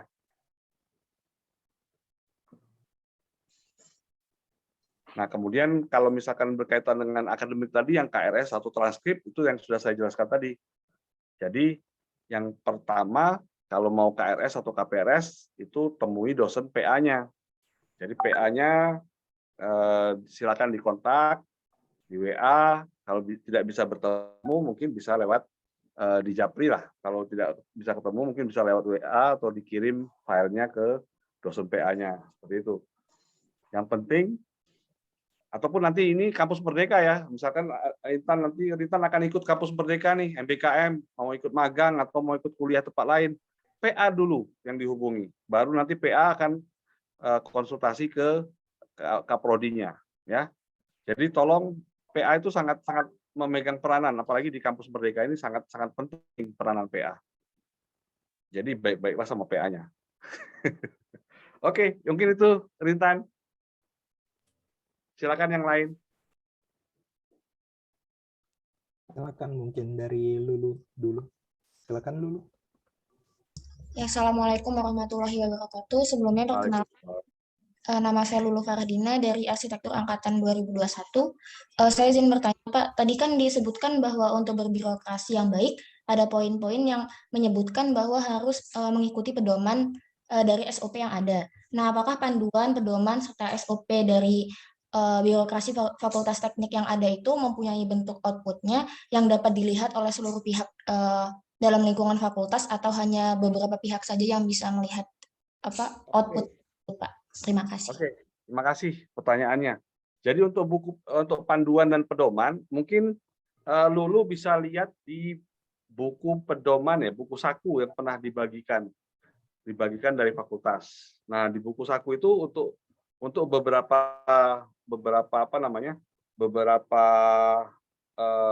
panduan dan pedoman yang berkaitan dengan akademik itu sudah ada.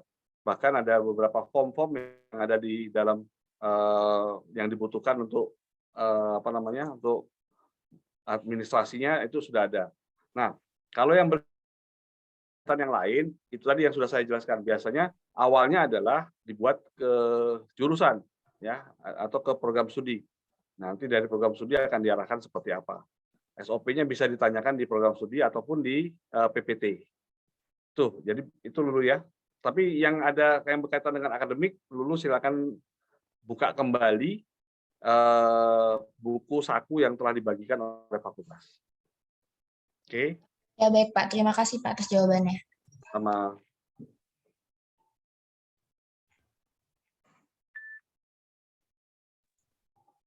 Baik, selanjutnya silakan untuk Trianto. Assalamualaikum warahmatullahi wabarakatuh. Perkenalkan saya Trianto Martain dari Arsitektur 21. Izin bertanya ya Pak. Jadi melihat dari kondisi pandemi sekarang yang secara tidak langsung itu mempengaruhi kami, khususnya para mahasiswa baru yang belum pernah ke kampus secara langsung itu, sehingga kami pun belum merasakan secara langsung ataupun berhadapan secara langsung dengan alur birokrasi yang ada Pak. Nah jadi dalam tahapan birokrasi ini apakah ada perbedaan Pak antara kondisi sekarang Pak seperti yang kita tahu itu antara online dan juga offline Pak? Oke, baik, terima kasih. Jadi untuk kondisi yang pandemi ini ada beberapa yang sudah bisa diterapkan, misalkan surat-surat menyurat itu tidak harus mahasiswa itu datang ke PPT. Jadi yang penting Trianto punya nomor kontak adminnya dari jurusan. Mungkin bisa dibantu dari kakak tingkatnya, ya. Kontak dulu ke jurusannya, ke program studinya, ke admin di program studi. Nah, dari admin itu yang akan meneruskan ke PPT. Biasanya seperti itu. Nah, kemudian kalau memang Trianto tidak ada di luar kota dan tidak bisa mengambil suratnya, mungkin bisa minta scannernya dikirimkan ke petugas admin di program studi. Nanti tinggal Trianto yang minta kirimin di WA dari surat tersebut. Mungkin seperti itu. Jadi sekarang sebenarnya tidak masalah. Pandemi ini bukan satu hambatan untuk terus kalau kita ingin mengirim bersurat menyurat. Ya, administrasi tetap harus jalan walaupun kondisi pandemi. Itu Trianto. Baik, terima kasih Pak. Mungkin dari Bu Ika ada yang mau ditambahin? Baiklah, mungkin saya hanya mengingatkan saja tadi Pak Bakti berbicara masalah surat KRS ya. KRS itu ada dosen pembina PA, pembimbing mahasiswa, pembina mahasiswa. Nah, untuk kegiatan-kegiatan bidang 3 kita juga ada namanya dosen pembina mahasiswa, pembina kegiatan ya, dosen pembina kegiatan mahasiswa. Nah, segala sesuatu proposal yang akan Anda keluarkan atau Anda buat kirimkan ke fakultas, tingkat fakultas itu juga harus diketahui oleh dosen pembina mahasiswa ya. Jadi setiap jurusan itu ada dosen pembina. Kalau kalau di IMA ini ada Ibu Rizka dan Pak Husnul ya. Bukan. Pak Desa. Pak Desa. Iya, Pak Desa ya. Nah, itu jadi beliau harus mengetahui proposal yang Anda buat gitu. Jadi tidak hanya diketahui oleh ketua IMA-nya saja, tapi dosen pembina juga harus tahu. Proposal itu ditandatangani oleh dosen pembina. Jadi apa tujuannya? Jadi tujuannya tidak setiap kegiatan itu dibawahi oleh kaprodi atau ketua prodinya, tapi di prodi harus tahu. Nah, itulah fungsi dari dosen pembina. Jadi dosen pembina kegiatan mahasiswa itu harus mengetahui semua kegiatan mahasiswa. Jadi yang bertanggung jawab terhadap kegiatan mahasiswa itu dosen pembina, ya. Baru nanti ke dosen pembina yang akan memberitahu atau menginformasikan ke jurusannya atau ke prodinya, ya. Hanya itu mungkin kalau untuk surat menyurat atau proposal yang Anda buat yang dikirim ke bagian bidang kemahasiswaan. Mungkin itu Pak Bakti, mungkin itu Mufli yang bisa saya sampaikan. Baik, terima kasih Bu Ika. Silakan, apakah ada lagi yang ingin bertanya? Silakan raise hand. Kepada Bang Ferry, dipersilakan untuk bertanya.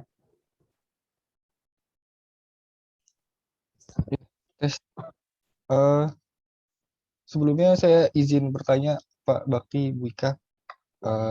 Jadi saya coba cerita sedikit dulu Bu mengenai pengalaman saya berbirokrasi. Tentunya mungkin mengenai mengurus proposal kegiatan di IMA gitu Bu. Jadi di Fakultas Teknik khususnya kita kan punya 2 gedung dekanat gitu. Ada yang di kampus Bukit, ada yang di kampus Indralaya gitu. Nah, seringkali saya tuh kalau ngurus proposal sering bolak-balik gitu Pak ke kampus Indralaya gitu. Jadi kalau ada mengurus proposal saya harus pergi ke sana bolak-balik. Mungkin sampai sekarang nih bisa dihitung berkali-kali kali itu. Jadi apa ya? Saya merasakan keresahan juga gitu Pak, karena mungkin kita kan juga punya gedung dekanat di kampus Bukit, tapi kita harus ke kampus Indralaya gitu. Dan tadi udah dijelaskan juga. Jadi kita sebenarnya nggak harus langsung ke dekanat untuk mengurus surat menyurat ataupun birokrasi proposal kegiatan. Tadi bisa dengan cara kirim suratnya ke admin jurusan, nanti biar jurusan yang membawa ke dekanat gitu. Dan juga tadi juga dijelaskan sih Pak mengenai ciri-ciri dari birokrasi itu kan tidak memiliki kantor sendiri gitu, tidak memiliki kantor atau tidak memiliki gedung yang terpisah gitu. Tapi di satu sisi kan kita punya 2 kampus berbeda dengan 2 kantor terpisah gitu Pak. Nah ini yang dimaksud ini seperti apa ya Pak? Oke. Terima kasih Ferry. Jadi gini, yang saya sebutkan tadi, ini masalah proposal ya. Proposal itu mungkin, kenapa harus ke Indralaya? Mungkin yang pertama adalah kapan Ferry dan teman-teman akan menyelenggarakan kegiatan. Kalau mepet, Ibu Ika kan kadang-kadang tidak ada di kampus Bukit. Nah, makanya perlu ngejer ke Indralaya. Biasanya memang kami itu paling sering di Indralaya. Nah, itu kalau proposal. Yang kedua, karena ini berbau proposal, artinya ada beberapa hal yang harus didiskusikan. Nah, itu yang membuat Ferry dan teman-teman mungkin kalau dari segi untuk kegiatan harus ketemu, harus ke sana. Tetapi kalau misalkan hanya surat menyurat tadi, yang surat keterangan segala macam itu, rasanya saya sudah sering tanda tangan di sini, tidak ada perlu harus ke Indralaya gitu. Bahkan kemarin ada mahasiswa, kenapa kalian ke Indralaya? Pak, aku besok ngumpul Pak, kaki Bapak ada ke Layo, nah, ada ke Bukit. Nah, dia datang, oke, ada saya mengerti. Tetapi kalau proposal mungkin tadi Bu Ika akan menambahkan. Kalau menurut saya kalau proposal kegiatan, yang pertama mungkin takutnya gini. Kalau misalkan Peri taruh di sini, nanti akan dibawa sopir ke, kan biasanya yang dibawa itu kan sopir, biasanya bawa proposalnya itu ke Indralaya, tercecer. Nah, dulu memang sudah ada beberapa kayak anak elektro kemarin HME yang ngomong, Pak, kok proposal kami kok nggak ada Pak di Indralaya? Kata Bu Ika, kami belum ngirim proposal, padahal kami sudah kirim. Saya bilang, kamu kirimnya kemana? Ke ini, saya tanya ke sini. Ternyata memang dibawa oleh sopir ke Indralaya. Nah, tercecer. Itu yang ditakutkan. Kalau proposal ya. Kalau surat kan gampang, tinggal ngeprint lagi, kirim lagi bisa kan. Tapi kalau proposal memang sebaiknya harus benar-benar dibawa sendiri. Takutnya itu tadi tercecer. Nah, kemudian yang tadi sudah saya bilang, proposal itu mungkin butuh diskusi, konsultasi. Nah, itu yang diperlukan. Nah, kalau surat menyurat, menurut saya sampai saat ini surat menyurat itu sudah tidak lagi kampus Palembang pergi ke Indralaya, kecuali mepet. Kecuali memang dia butuh hari itu harus ditandatangan, karena besok mau dikirim, dia harus ke Indralaya. Karena takutnya saya pihak pimpinan fakultas tidak ada yang ke Indralaya. Nah, mungkin seperti itu, Peri. Mungkin Bu Ika ada yang ingin ditambahkan, Bu Ika? Ya, sama seperti Pak Bakti katakan tadi bahwa memang kalau proposal lebih baiknya ya ketemu saya langsung gitu ya. Tapi saya tidak menutup kemungkinan bahwa kalau bisa ketemu di Bukit ya apa salahnya gitu. Kita ketemu di Bukit tapi tetap ketemu langsung. Begini, pengalaman juga bahwa kalau misalkan Anda memberikan proposal lewat hanya dari PPT, Anda kumpulkan. Kadang-kadang tidak saya proposalnya itu. Atau kadang-kadang setelah saya koreksi banyak kesalahan. Nah, ini memakan waktu lagi untuk perbaikan itu, sehingga kalian tidak cepat-cepat membenahi atau memperbaiki, pada akhirnya kegiatan Anda akan tertunda gitu ya. Atau kesepakatan dana. Seringnya begitu. Kalau proposal itu kadang-kadang Anda membuat proposal itu melebihi dari target atau dari RKKN. Nah, itu kita diskusikan. Kalau Anda ketemu saya kan kita bisa langsung diskusi, bisa langsung perbaikannya bisa gampang cepat selesai gitu ya. Nah, itu juga. Jadi sementara ini memang, dan saya memang mengharapkan kalau proposal itu langsung serahkan langsung dulu ke saya. Kalau kita sudah sepakat isi proposalnya sudah benar, terutama RKAKL-nya sudah benar, itu setelah setelah selesai, setelah Anda perbaiki, silakan Anda langsung ke kemahasiswaan. Kadang-kadang saya katakan begitu. Langsung ke kemahasiswaan, direkap kemahasiswaan akan membuatkan SK panitia, baik itu SK panitia rektor ataupun SK panitia dari dekan. Jadi selesai. Jadi saya tidak, kalau mau saya proposal itu, kalau Anda kerjakan atau Anda kirimkan ke saya sehari ini, besok harus sudah selesai gitu. Karena saya sudah baca gitu ya, sudah kita diskusikan apa-apa yang Anda inginkan, apa-apa yang sesuai dengan, tentunya kalau biaya sesuai dengan apa yang ada di RKKL. Kalau gitu ya. Jadi tidak semua surat menyurat, tapi kalau proposal memang saya mengharuskan demikian. Ketemu saya. Dan saya tidak menutup kemungkinan bisa ketemu di Palembang ataupun di Indralaya. Pagi-pagi ke Indralaya, ke Palembang dulu, kita diskusikan, terus selesai, Anda perbaiki, saya pergi. Besok harus masuk lagi. Tapi kadang-kadang memang tidak selalu begitu. Proposal itu hari ini didiskusikan, 2 minggu lagi baru masuk lagi. Lupa lagi saya. Nah, itu kadang-kadang yang buat, waduh, padahal kegiatan ini harus sudah dilaksanakan, kan begitu. Ya. Baik. Terima kasih. Ada tambahan sedikit, Peri ya. Jadi di PPT itu urusan namanya nomor surat itu ada namanya SINORA, Sistem Informasi Nomor Registrasi Surat. Nah, SINORA itu maksimal itu 5 hari, Peri. Maksimal. Jadi kalau dia 3 hari itu udah kuning.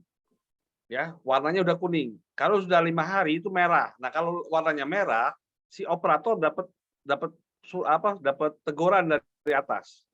Artinya tidak berjalan surat itu. Nah, itu yang harus mungkin mahasiswa harus tahu. Jadi kalau surat menyurat itu ada waktunya. Makanya kadang-kadang pihak PPT itu kadang-kadang nanya, Pak Bakti ada di mana? Di Indralaya, di Bukit.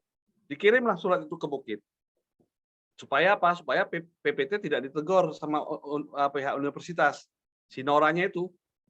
Jadi nomor Sinora itu sudah terikot. Jadi kalau misalkan surat itu sudah dicetak ada nomornya, itu wajib ditandatangani, wajib dikirimkan scan-nya itu disimpan harus maksimal 5 hari. Lewat dari 5 hari dia akan kena tegur dari rektorat. Nah itu. Jadi surat-surat menyurat itu harus cepat. Makanya sebenarnya kita sudah cukup baik ya dalam itu. Cuma kadang-kadang memang 1 hari saya tidak ke Indralaya, ternyata besok ada rapat lagi 2 hari. Nah kalau 3 hari itu kadang-kadang pihak PPT itu langsung nanya, Pak Bakti di mana? Suratnya langsung dikirim ke saya. Jadi saya langsung harus tanda tangan. Atau minimal saya ngomong, ya sudah kirimin filenya aja nanti saya tanda tangani digital. Jadi gitu ya Ferry ya. Untuk yang surat menyurat. Jadi sebenarnya surat menyurat tidak harus tadi yang saya bilang tidak harus mahasiswa Bukit itu ke Indralaya, kecuali kepepet. Baik, terima kasih. Ya, baik. Terima kasih atas jawabannya, Pak, Bu. Mungkin satu lagi, Pak, Bu. Jadi cerita sedikit. Jadi mungkin 1 bulan yang lalu itu ada mahasiswa arsitektur yang ingin melaksanakan magang merdeka dan membutuhkan surat rekomendasi dari kampus, Pak, Bu. Akan tetapi waktu yang dibutuhkan itu sangat mepet gitu. Dan ini kan kalau dilihat dari alurnya itu kan panjang ya, dari admin prodi masuk ke fakultas, dari fakultas baru ke rektorat, dan itu kan mungkin kalau dilihat dari waktunya itu nggak mungkin cukup gitu, Pak. Jadi ada nggak Pak cara atau saran bagaimana caranya kalau kita membutuhkan surat rekomendasi dari universitas dengan waktu yang mepet gitu, Pak? Oke, baik. Terima kasih Ferry pertanyaannya. Itu masalah magang kemarin ya? Nah, yang MSIB ya? Nah, iya, Pak. MSIB itu kalau memang ada seperti itu memang tidak harus langsung ke jurusan dulu. Itu kemarin banyak yang langsung ke PPT. Banyak ke PPT, kemudian Pak Waluyo itu nelpon saya. Yang jadi masalah, yang selama ini jadi bingung, karena pihak Dikti juga, itu juga bingung. Karena di situ kan tertulis di situ surat pertanggungjawaban mutlak ya. Pertanggungjawaban mutlak di bawahnya harus ada tanda tangan mahasiswa, orang tua dan pejabat di universitas. Nah, ini yang jadi itu masih akhirnya kemarin agak kacau. Kacaunya kenapa? Ada yang tanda tangan WR3, ada yang tanda tangan WR1, ada yang tanda tangan Pak Dekan, ada yang tanda tangan saya. Itu yang saya bilang kacau. Kenapa? Karena Dikti sendiri tidak punya guideline yang benar. Saya pernah tanda tangan nih, Pak. Nah, Ibu Ika juga pernah tanda tangan, ternyata kan? Tidak ada. Maksud saya tidak ada guideline. Kalau saya pribadi, kalau ada nama rektor, nama dekan, nama wakil rektor, itu harusnya di atas kopnya adalah kop universitas. Ya kan?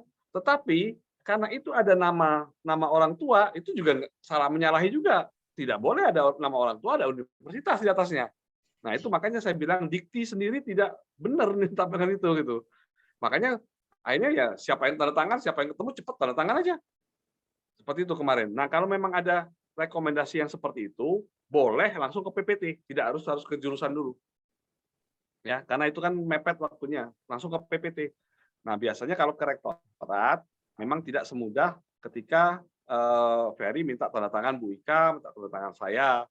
Ke rektorat itu dia nggak mau tanda tangan, kecuali memang ada surat dari kita, surat pengantar dari kita bahwa yang bersangkutan nama-nama berikut ini meminta surat rekomendasi untuk dilakukan ini. Seperti itu.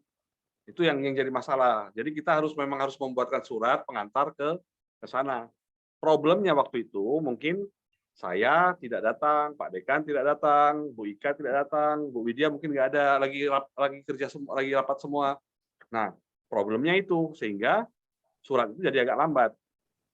Nah, waktu itu akhirnya kami mengambil inisiatif, ya sudahlah, nggak usah ke rektorat, tanda tangan fakultas saja lah. Kalau salah, suruh minta ulang, saya bilang gitu. Akhirnya seperti itu. Jadi kesimpulannya, Peri, kalau memang ada rekomendasi yang seperti itu, tidak harus ke jurusan. Karena panjang birokrasinya. Boleh Peri langsung ngomong sama Pak Waluyo. Pak Waluyo itu, di Layo itu, di PPT, biasanya langsung kontak. Pak Bakti, ada yang pengen buat surat untuk yang dikti ini gimana? Ya sudah, buatin. Jadi tidak harus ke jurusan dulu. Karena kecuali kalau waktunya lama, ya nggak apa-apa, dia ke jurusan sana, ya nggak apa-apa. Kalau waktunya mepet, itu memang harus dipotong, harus bisa langsung ke PPT. Itu ya, Peri ya. Iya, baik. Terima kasih banyak Pak atas jawabannya. Ya, sama seperti beasiswa ya. Nah, Beasiswa itu kadang-kadang bisa langsung saja, tidak perlu ke fakultas, ke jurusan atau prodi ya. Jadi beasiswa itu kadang-kadang hanya perlu tanda tangan saya atau WD1. Jadi tergantung dari permintaan top dari pemberi beasiswa. Apakah kalau itu adalah dekan ya, atau dekan berarti dekan, bisa saja wakil dekan 1 atau wakil dekan 2. Jadi tidak masalah yang mana.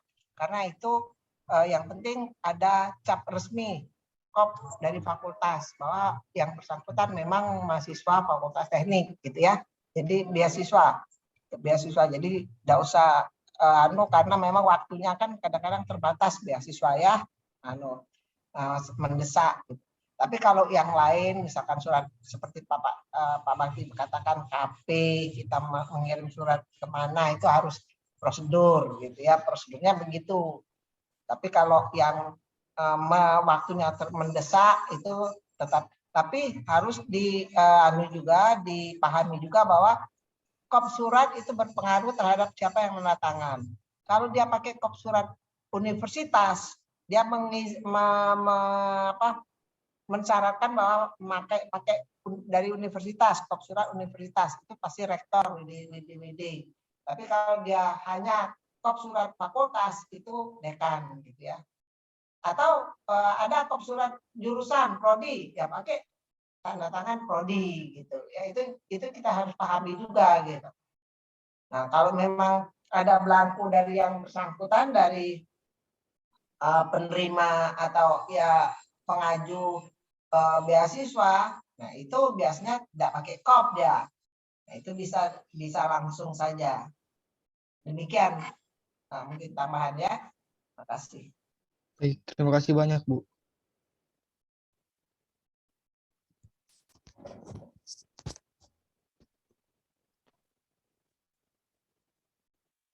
Baik, terima kasih banyak. Mungkin satu lagi boleh ya Pak pertanyaannya terakhir. Silakan yang ingin bertanya, satu lagi. Baik, silakan Kak Indah. Oke, saya izin bertanya Bapak dan Ibu, untuk kegiatan kampus atau kegiatan jurusan yang biasanya membutuhkan kebutuhan yang cukup banyak, terutama dari segi dana ataupun support tidak langsung dari kampus, itu terutama untuk kegiatan yang sifatnya nasional. Nah, kira-kira itu kapan waktu terbaik kami harus mempersiapkan kelengkapan administrasi ataupun hal lainnya, sehingga dalam proses kegiatan tersebut kami bisa lebih mudah untuk alur birokrasinya, Bu dan Bapak. Oke, baik. Untuk kegiatan misalkan yang membutuhkan surat kalau memang tadi saya bilang ke Ferry bahwa kalau memang harus mepet, artinya dipikirkan dulu. Misalkan tidak mungkin surat itu akan apa namanya, kalau melalui program studi dulu baru ke fakultas agak mepet, adik-adik boleh langsung ke PPT. Ya, boleh langsung ke PPT. Untuk urusan surat ya. Untuk urusan surat. Artinya biar nanti dari PPT yang akan menginformasikan balik. Jadi nanti surat adik-adik itu akan dikirimkan juga ke jurusan sebagai arsip. Jadi boleh adik-adik kalau memang harus mepet, seperti butuh rekomendasi, butuh surat keterangan, butuh apa, itu boleh langsung ke PPT. Ya. Nah, tetapi kalau untuk urusan dana, Itu yang tadi saya bilang ke Bu Ika, itu memang wajib kalau bisa dari jurusan, dari program studi. Ya, ada pengantarnya. Ataupun kalau memang kegiatan IMA dari dibuat, ditandatangani oleh ketuanya, ketua pelaksana, ketua IMA, kemudian nanti diketahui oleh pembina kemahasiswaan. Nah, itu bisa langsung ke Bu Ika, minta tanda tangan Bu Ika biasanya. Nah, itu mungkin tidak harus ke jurusan juga, tapi langsung diketahui oleh Bu Ika. Bu Ika nanti akan ke Pak Dekan, kalau Pak Dekan setuju, ke WD2 akan turun ke BPP. Nah, tetapi kalau surat tadi yang saya bilang, kalau waktunya mepet, boleh langsung ke PPT. Ya, seperti itu ya, Indah. Mungkin Bu Ika ada tambahan? Ya, bukan berarti langsung ke PPT.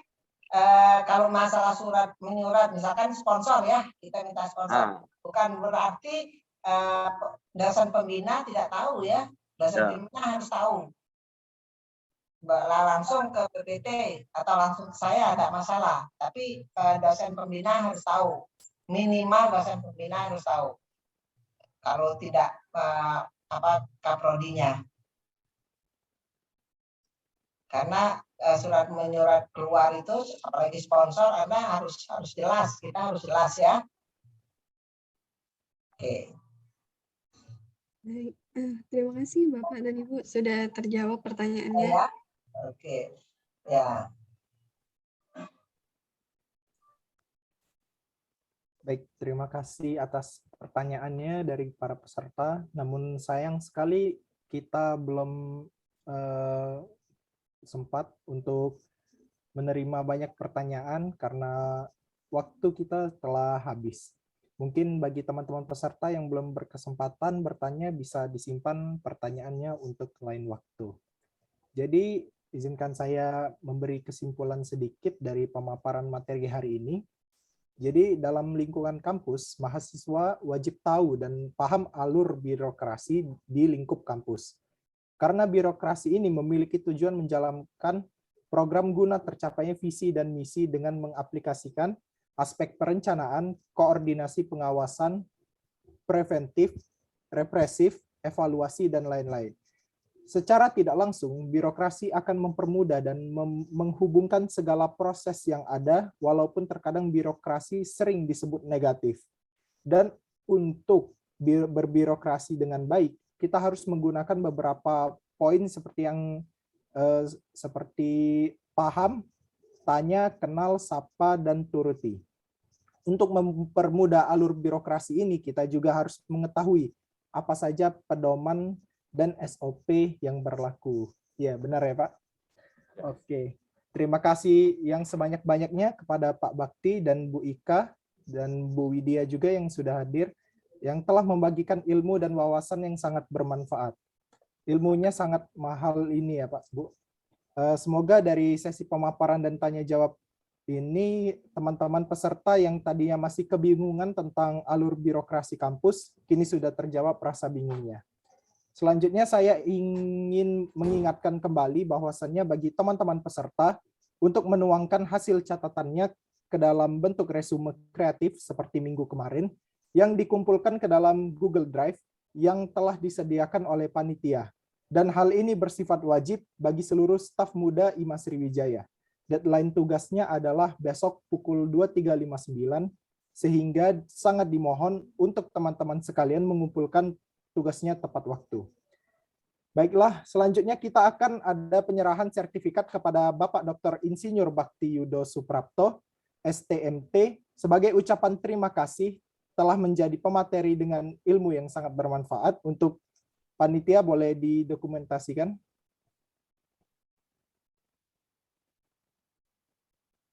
Oke, terima kasih. Silakan panitia ambil alih untuk screenshotnya. Terima kasih ya. Terima kasih banyak Pak atas ilmunya Pak. Ya, sama-sama. Terima kasih.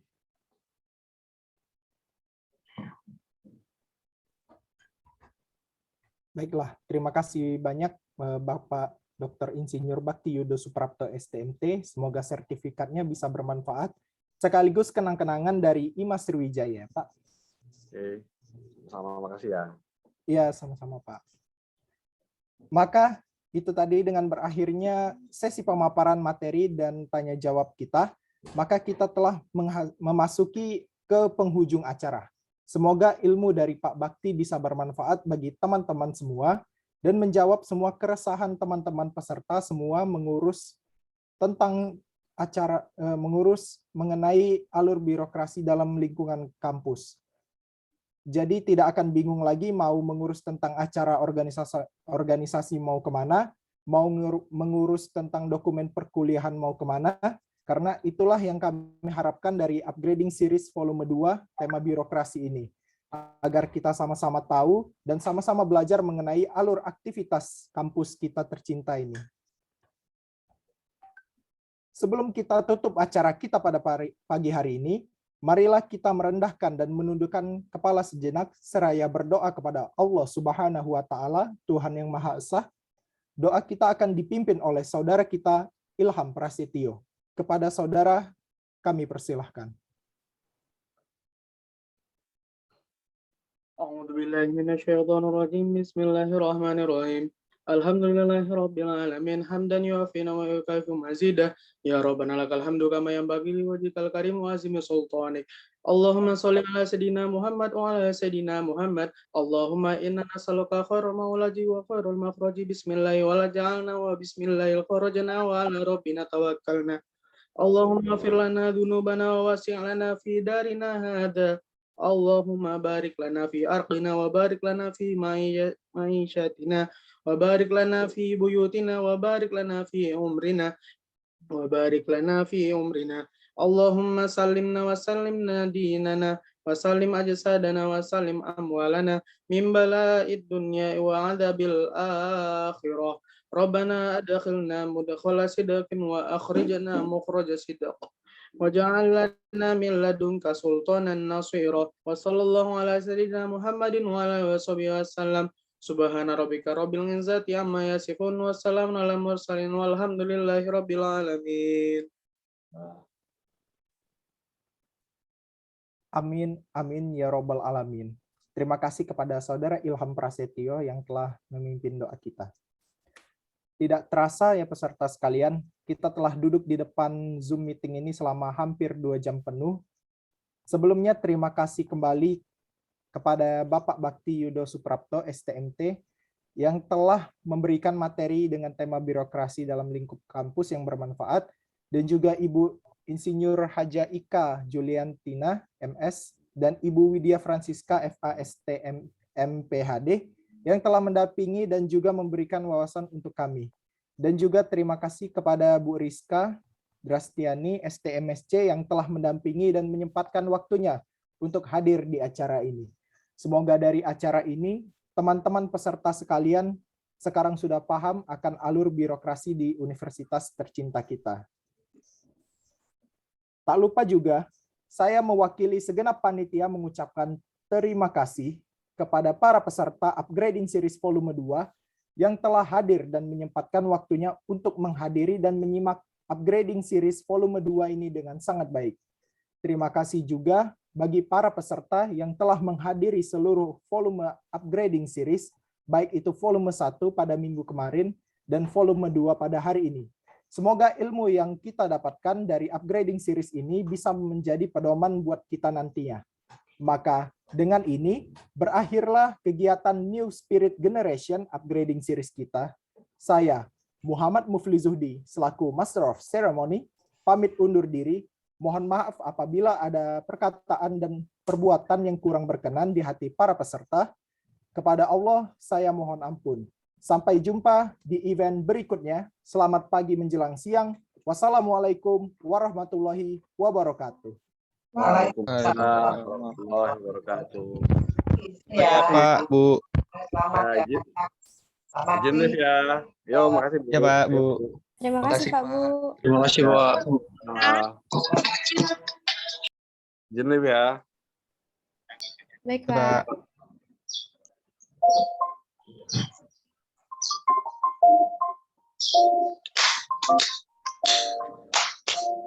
Ada lagunya. Oke, terima kasih adik-adik, teman-teman